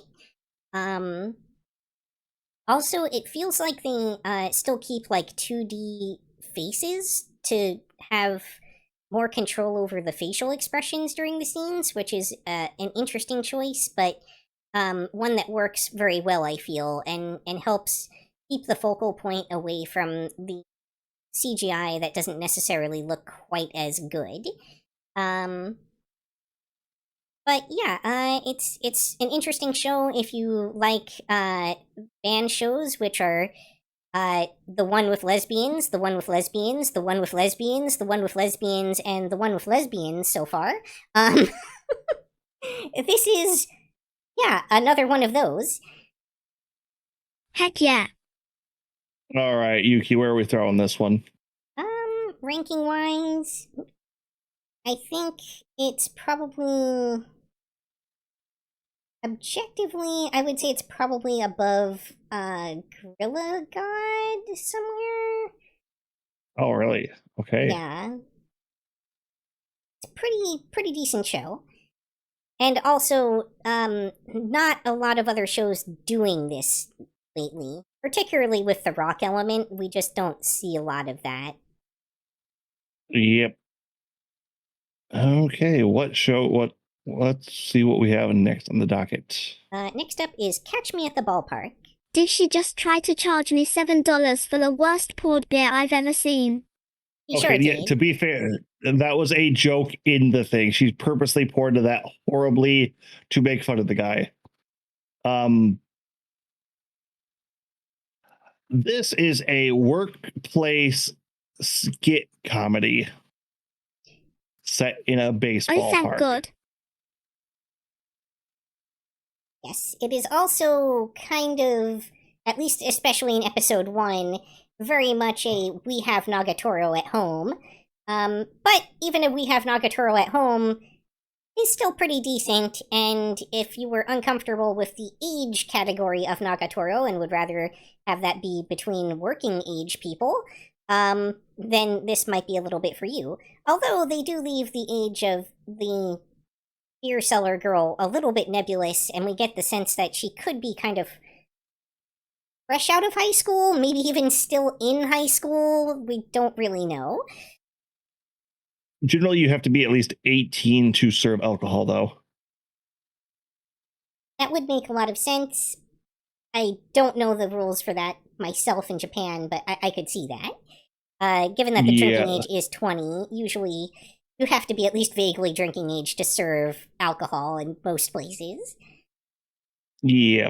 As much as, okay, that is the weird part about episode 1. I almost want to give this one to episode 2 because while the girl and the guy are on the cover and we're heavily in the trailer, they maybe get most episodes have 3 skits. Going back on that, they maybe get 1 of the 3 skits per episode. I think there's a later episode where they're just side characters and other skits. Yeah, there's at least, I think, one episode where they were just kind of cameos. Yeah, so don't expect them to be the central focus. The jokes on this, like I'm not somebody who knows a lot about baseball or goes to ballparks or likes beer. I like this show. This has been one of my go-to relaxation shows, and I love the feel for the characters. The stadium and the area they put you in feel good. Every time they add a new skit that introduces a new person, they kind of get to be a background character floating on from them, and you just get this almost old school American sitcom. Like, I don't want to say quite like Cheers, but I very much get like that kind of feel from this, and this has been great overall for me. Yeah, I think that's pretty fair. I mean, this definitely isn't the best series around visually or anything like that, but it's cute. It's an easy watch, and it has decent humor and decent character-driven story moments throughout. Yep. Next And up, according to my roommate, baseball fan approved. oh, gotcha. Next up is Summer Pockets. This seems like the most likely one for it to be. I will say that it definitely gives me those old school, like early 2000s, or even 90s, visual novel-based anime vibes that we don't see nearly as much anymore, with everything having gone more towards like light novels, and like gacha games. No, this one is. This one definitely is, because I distinctly remember when I was looking up the thumbnail for this one, this was the one I saw a Switch cover for it, looked into it, and it's based off the VN from the same guy who did Clannad. So this is the one from the creator of Clannad. And it is, in fact, based off a visual novel. Nice to have that confirmation, too. Yes. Definitely had Those those sad vibes and to emotional love stories are my kryptonite. it. No. This Sad is and not emotional love that so stories. far. Yeah. No, those are the ones I have the hardest time with. I haven't. It's possible caught this one, could though. evolve into that, but even Clannad didn't necessarily start by punching you directly in the gut. Mm. So Okay, did you catch any of this one, Agent? No, once again, I kind of saw the sad vibes, and I could not handle those at the moment. Interesting. So I would say that this was actually among the less sad shows this season, at least as far as I've gotten into it so far. It's, if anything, very, very light and like not a lot going on, at least in the first several episodes. But it could be building towards something, and it's possible that what it's building towards has a lot to do with like trauma. We're definitely hinted that the main character is a former swimmer who now has a fear of being in the water. Oh, the writer of Clannad doing a trauma story. Huh. Now, who would have thought, right? How original. Hey, when you're very, very good at something. I mean, like the guy who does the fairy tale characters. Oh dear. Okay. Anything more you want to add to this one? I don't know. Like, Can't everything wait to looks cry and reasonably hyperfixate. nice in this, but it's mostly like the backgrounds that are carrying it. I would say there's not a ton of like action happening in this show in general for the most part. I think there was like one scene where they're like riding something down a hill that had that going on, and it looked all right. Yeah, this is probably something that you'll get a decent feel for it on episode 1. Oh, and just another one of those standard warnings. There's definitely a lolly in the show who is almost certainly one of the routes from the game. Yeah. All right. So we're putting this in the one episode then. Probably, yeah. Whereabouts? I would put it. I mean, animation-wise, it's better, but from what I've seen of the plot so far and everything, it's probably below Gorilla God. It could turn out to be way better as we get deeper into the series, but I can only go off of what they've released so far. LOL. Fuko, What? Fuko-chan was a character from, I think it was Clanad. I'm assuming it was Clanad. I can't remember. There was another show that was similar at the time that it could have been from, but I'm pretty sure she was the main character. The Starfish Girl. Yeah, the Starfish Girl. She was heartbreaking. Okay. We're getting towards the end, everybody. Let's load up the next one. All right. Next up is the Shunji family children. I can't believe it's not incest. So this is the entire family thinks that they're related until suddenly Dad drops a bomb on them at the dinner table and tells them that they're all adopted and none of them are biologically related, including the twins who thought that they were twins. If my parents told me that my little brother wasn't related to me, nothing would change at all. So now it's interesting that you say that, Caro, because that is absolutely 100% the stance that the main character, male protagonist, takes in the show. It is very much not the stance that all the other characters take in the show. Oh my, yeah, no, Carol, I'm right there with you. I have a bunch of step siblings. I have a bunch of half siblings. Nothing would change on that. Nothing. It's is this a single child thing? Do you people like to fantasize about having non-blood related siblings to romance? Is that Alabama blood flowing thicker than we think it does? Well, I will say that, like, the whole stepsister tag is extremely popular on certain adult websites, and I think they're trying to capitalize on that. Yeah, I watched an episode The only of this way I can defend this is that they're all teenagers in the midst of hormone anarchy. Except for the blonde one, who is in fact a working adult. I thought it was the brunette, like the old sister that loves to emphasize how big her boobs are. No, she's blonde. But she, that okay. it is her. Yeah, yes. It goes she to can show. go straight to jail. Well, how old is the male lead? Is he like 16? Male lead is 16, yeah, and she is, I believe, 20.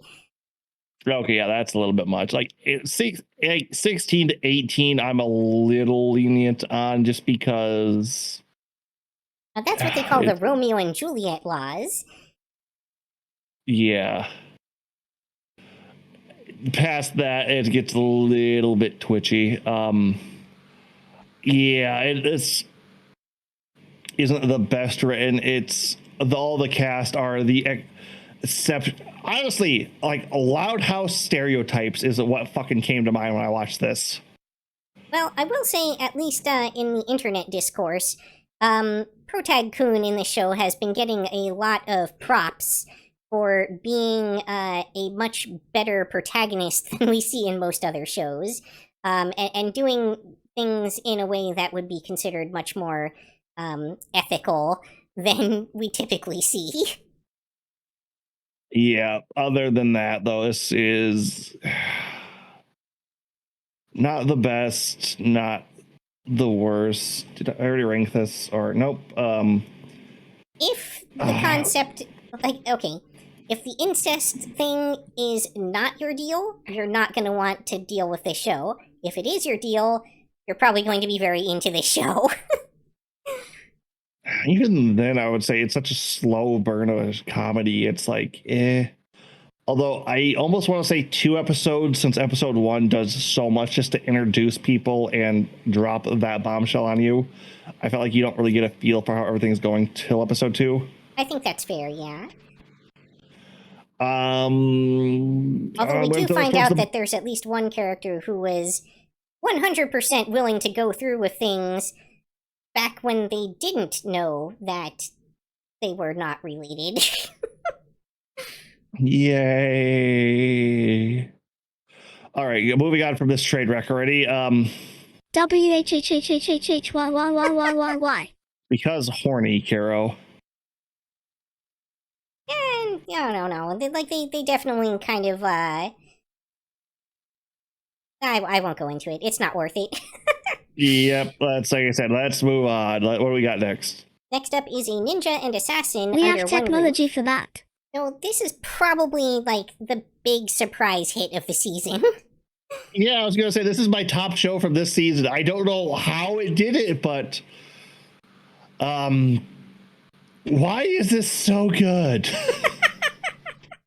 I mean, putting aside the lesbians, this show has some of the more impressive sakuga that we've seen this season, which people have, observed online. How did the weird little comedy about an assassin and a ninja living together get all of the budget for all of the cool fight scenes, while the anime that was supposed to be the big, impressive sakuga anime for the season got, nothing?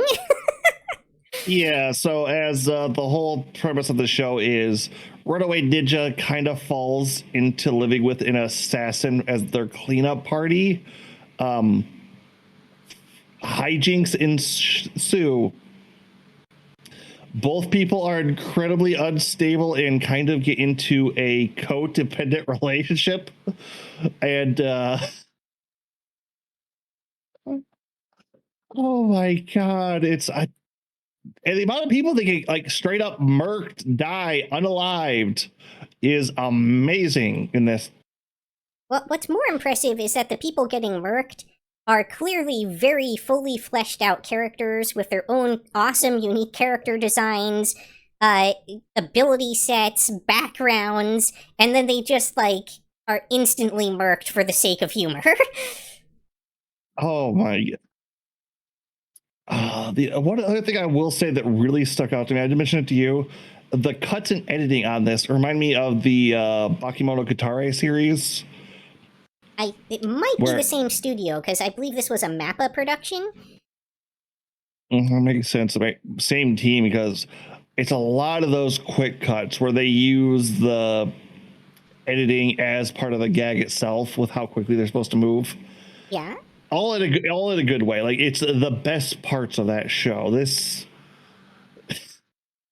a little piece of me just wants to put it in the bus to watch them how weirdly good it is. But I would say that's actually absolutely fair. If we can't put a sleeper hit in that category, what can we? Actually, Lazarus probably belongs up there as well if we're really being. I could be a little bit more lenient. That's not like I was almost treating Must Watch like our S class ranking, but. No, I could definitely see both of these, unless they really just have a problem at the end doing decently. But yeah, Ninja and Assassin, if you like Yuri bait, if you like great sakuga, if you like over-the-top comedy, great. It has all three of those in high quality and boatloads. Anything else, Yuki? No, I think that's pretty much covers it, because there's not a whole lot else to say there. Be prepared for some really adult themes, not in the sexual sense, but in the dealing with adult problems sense as well. In a humorous way. Next up we have Kowloon Generic Romance. Okay. Now, this, while having a definitely 90s animation style, also has... Okay, if I wanted to compare this to two things, it would either be Paranoid Agents or Paprika, the movie. This is a comes off as a romance, but has a psychological mystery underneath.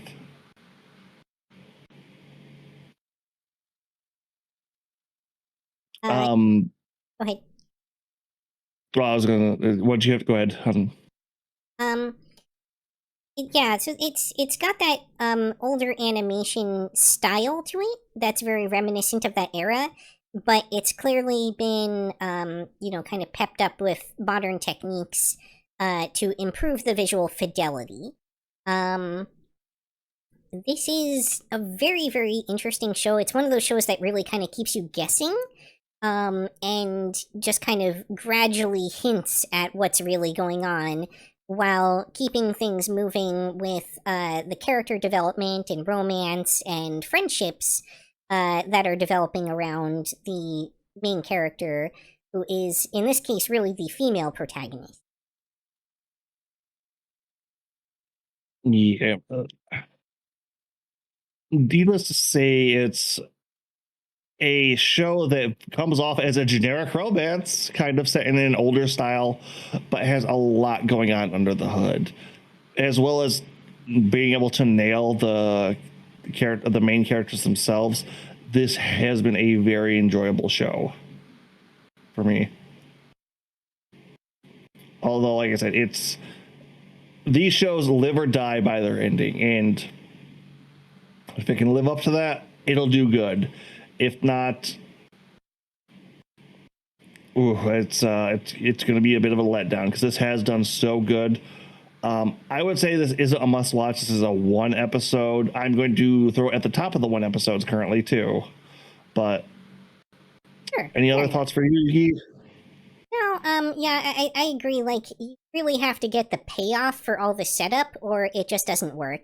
And I really hope that this one delivers on that, because it has the potential. I am a little to be very, scared very of the good. show because it makes me think of EVA for some reason. You think of Ava because Ava was one of the last shows done in this art style, it feels like, before digital became a bigger thing. And certainly one of the more popular.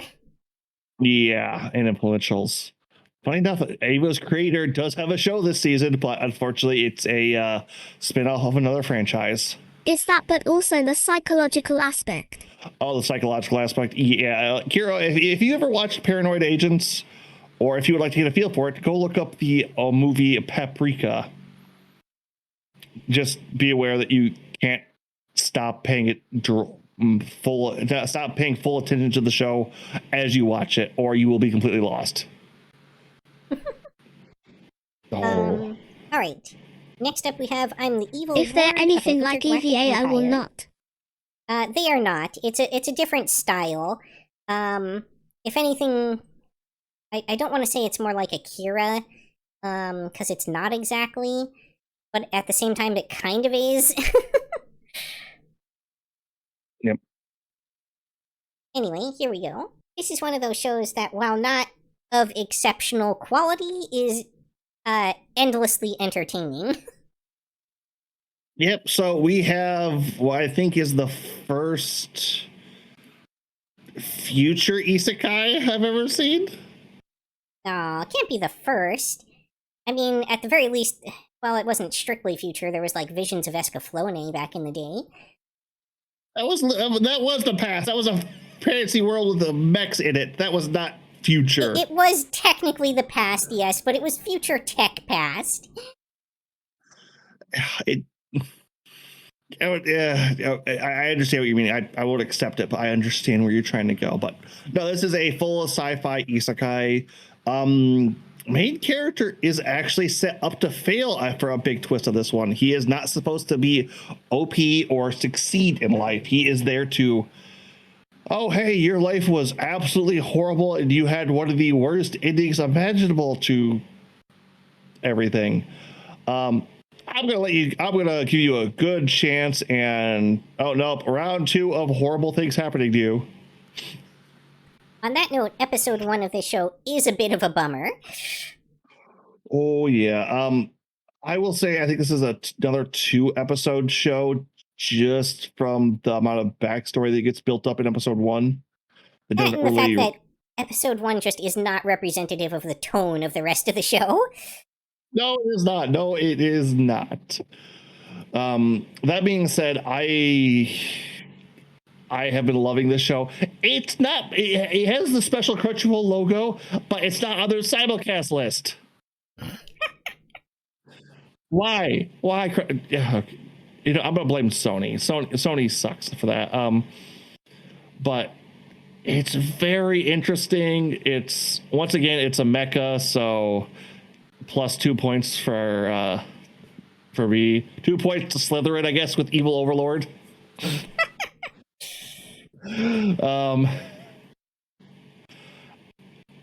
Yuki, would you like to add anything to this one? Yeah, I did put this one a little bit towards the end because there's definitely a lot of sexual humor in this show, and a lot of it is centered around a character that, while reincarnated and definitely emotionally more mature than he is physically, is definitely still a child in a lot of the contexts that sexual humor presents itself. Also, I feel like episode 2, he's 18, maybe. I don't think he's even that much. He definitely ages up into a teenager, but I don't think he's quite to the 18 mark yet. Maybe like 14 or something.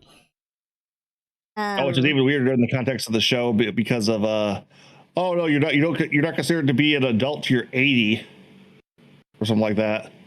No, actually, he's considered an adult at 5 when he inherits the family.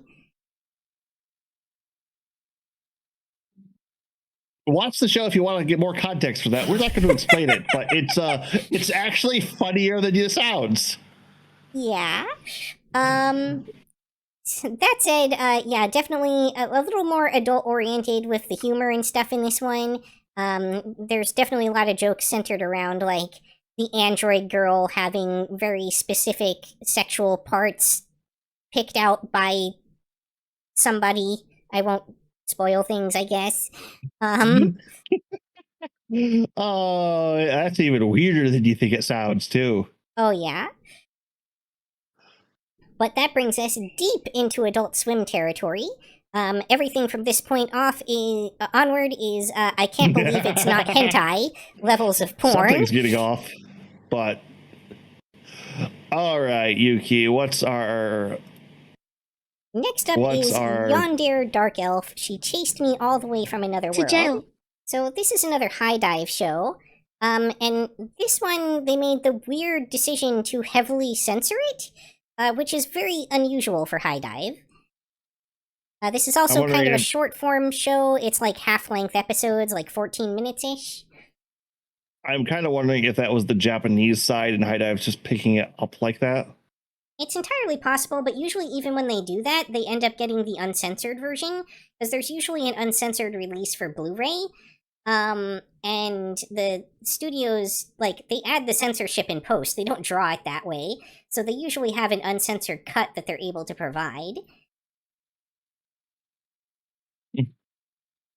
Yeah, but yeah, this is a reverse isekai trash show. It is and it isn't. It's actually, I would say, a post-isekai, reverse isekai trash show. Because the central plot of this is the Demon Lord's already been defeated. The main character returns as the conquering hero to their own world and goes back to school. And then the rest of the party starts to show up. Yeah,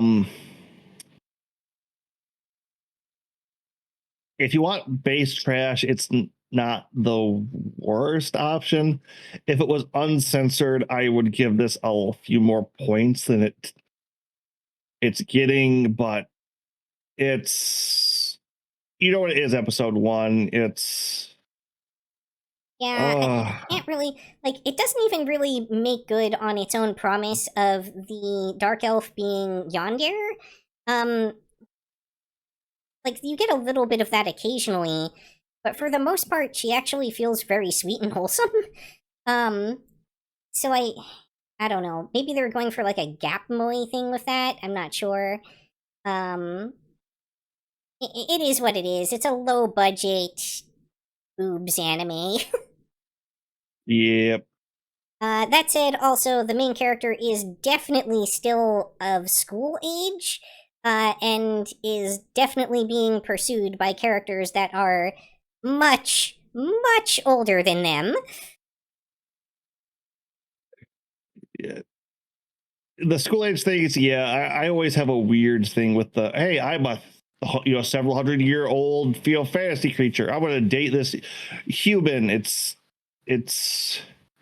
there's always something weird about that that's hard to justify but also unjustify. So it is what it is. I suppose you could say, from the perspective of a dark elf that's lived for thousands of years, there's not really a huge difference between a human who's 14 versus 18. Yeah. All right. Let's go to our final show for the. You know what? After we're done with this trailer, Yuki, you were going to explain what the premise of this show is. Okay. So we're ending with "Please put them on, Takamine-san." 私に Kanakawa. Hopefully we don't get in trouble with Twitch for this one. Or the last one. Alright, you wanted me to explain the plot of this one. The plot of this anime is the actual main character, which is the female lead, has an ability called Eternal Virgin Road, wherein by removing her undergarments, she can time travel and incur a butterfly effect to change things and reset. We're not actually told how far back she can go, but it seems to be probably usually within several minutes of her point that she removed the undergarments at. She uses this in her pursuit of perfectionism to correct minor mistakes in her everyday life, and as it turns out, and this is a point of the plot that really, really doesn't make sense, if someone sees her take off the clothes, then they will have memories of what happened before the time warp, like, from then on. This does not make any sense at all, because most of the time she does this in public as, like, a straight-up, almost exhibitionist thing. So another way to put the... also, it's important to note that the other protagonist in the show, the male lead, is forced into a non-consensual relationship with her because he sees her taking off her bra, I believe it was, in the gym storage room. And from then on has memories of what's going on. So she, by way of threatening him with, like, blackmail that he will be arrested at her claims that he's, like, molested her and stuff, forces him to enter into a weird kind of BDSM relationship with her where he functions as her quote-unquote closet and has the responsibility to carry around her undergarments and put them on her anytime she removes them, because if she runs out of undergarments, she can't use her special ability anymore, which there's absolutely no reason she couldn't put them back on herself other than she wants to force this guy to do it. And forces him to do it, indeed, in all kinds of precarious situations, up to and including in the middle of class. That's pretty much the synopsis of the show. Yep. The only thing I will say, it's not her take off her underwear. It's if you see her boobs, you get to remember her time warp.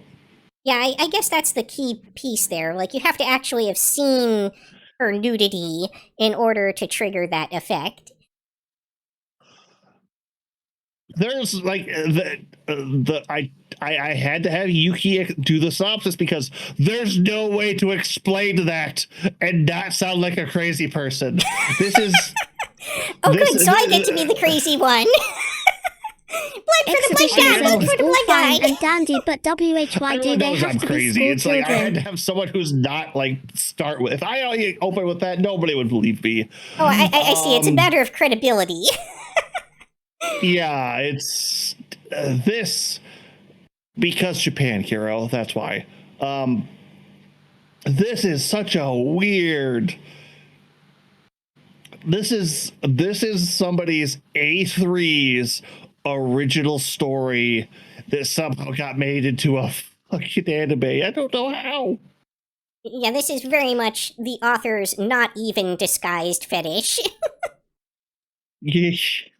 Just we might use that term going forward, Rao, from now on for these shows, because we run into like one a season. Okay, so we have nope, no, Compass, you're not that. The author's loudly broadcasted fetish. Very accurate, yes.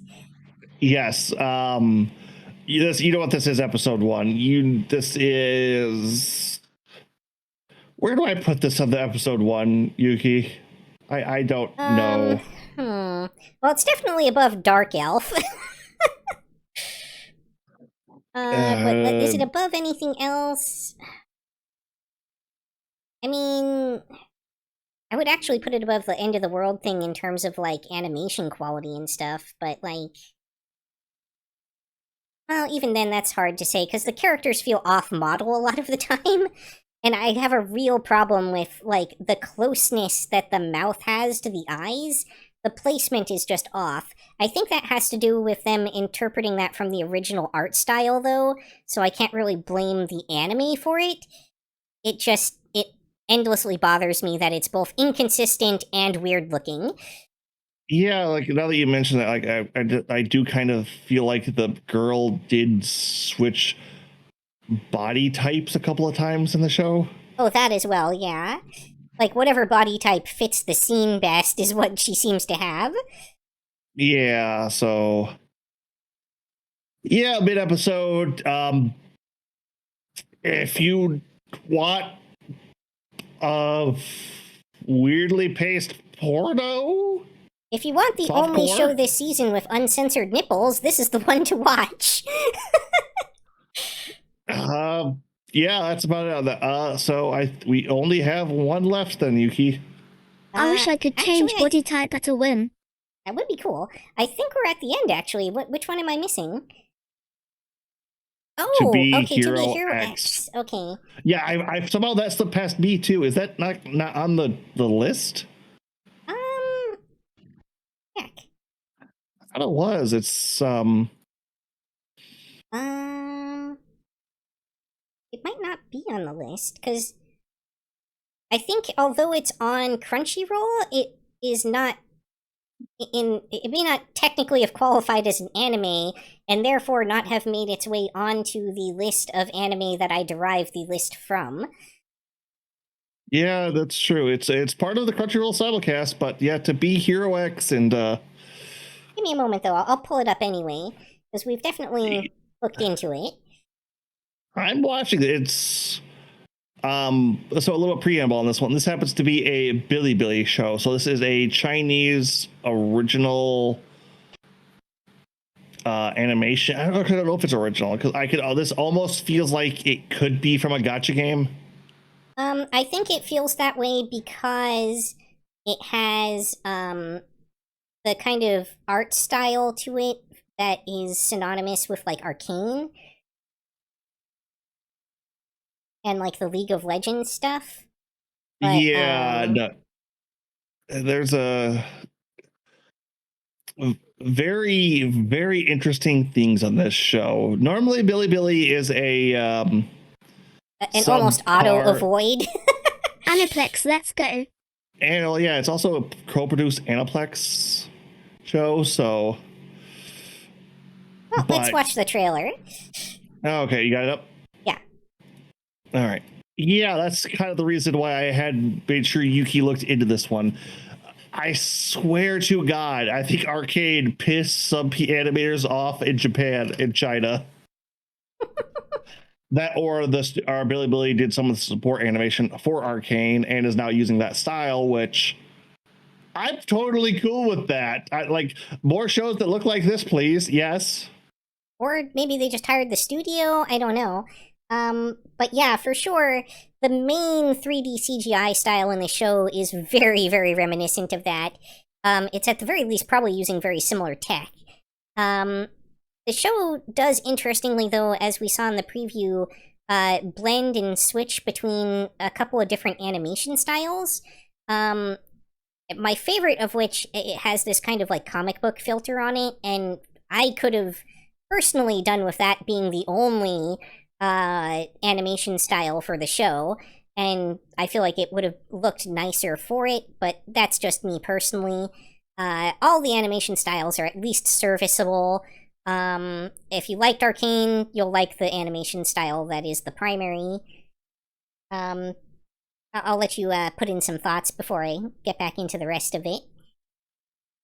No, even somebody who doesn't appreciate or isn't able to tell good animation 90% of the time, this stood out with such a distinct style. I immediately, after watching episode 1, was like, Yuki, watch this. Tell me, like, what's the animation like on this? I need to know from somebody who can tell.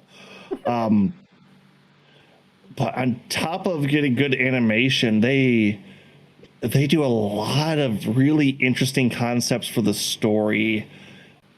A little piece of me kind of wonders how China's letting this be made like it is, because this seems to be poking fun at their social credit system a little bit.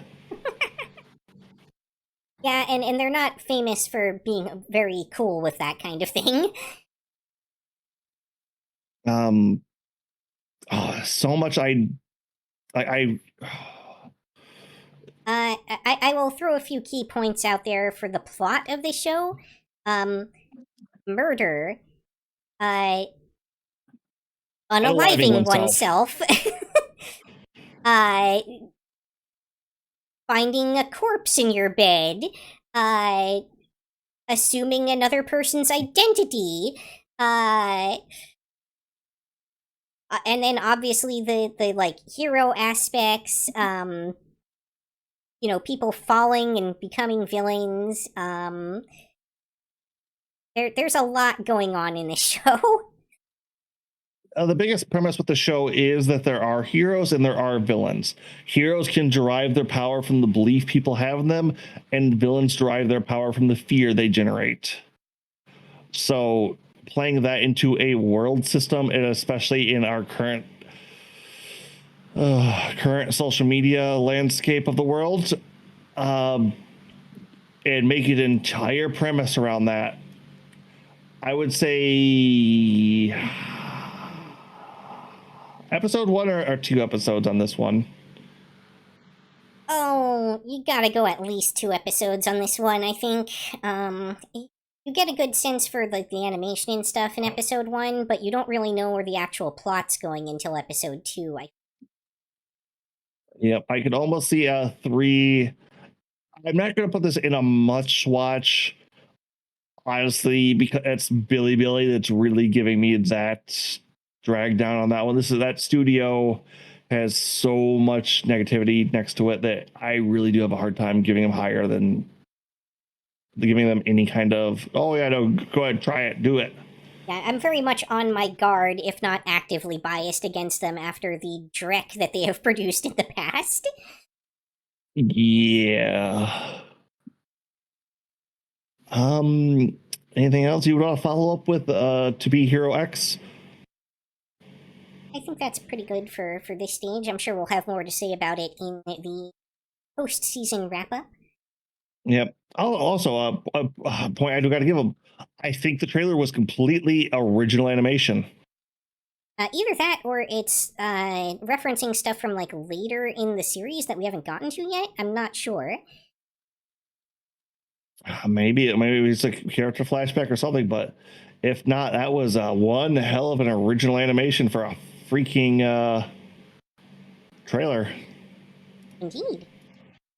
Credit is due, but with this, I think we have our final rankings on what all the new stuff. Nothing gets skipped this season. This has been plenty of mediocre, a lot of good mid-rank stuff. I would say the overall quality of this season is definitely higher than last season. We've got more shows towards the top end, and not nearly as many shows that are way, way down on the bottom end. Yep.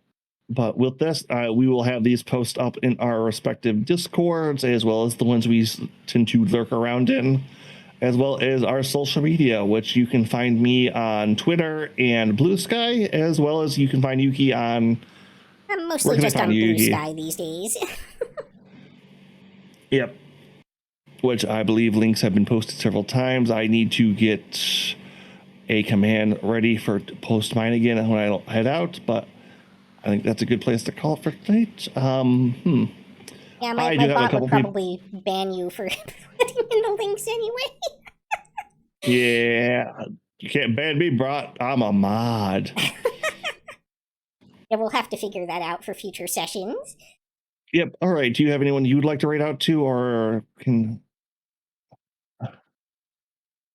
I good to direct this? See who. Because I do have a couple people. Well, if we wanted to do the Weiss, they're streaming. Not sure if they hang out in your chat a lot as well. No, I don't believe so. Okay. Well, if you've got someone that you want to have us raid out to, then we can. No, you're good. Just send me the name real quick, would you? Or will do. And we will see you guys at a later date.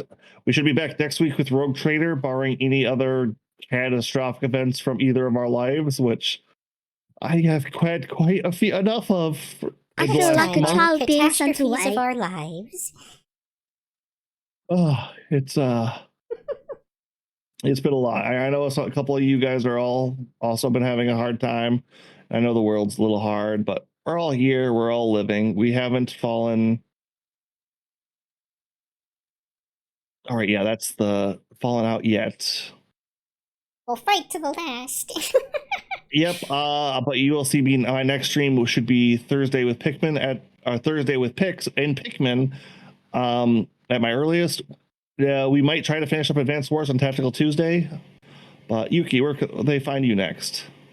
I will probably be back tomorrow. Most likely continuing with more StarCraft, but I may switch over to something else. We will see. All right, everybody. It's going to be Agent Q signing off. Bye-bye, everybody. Matini. That's all for this episode. If you enjoyed, please like, comment, subscribe, or join me on Twitch or Twitter. Hope to see you next time on Yukikaze Gaming. Matini.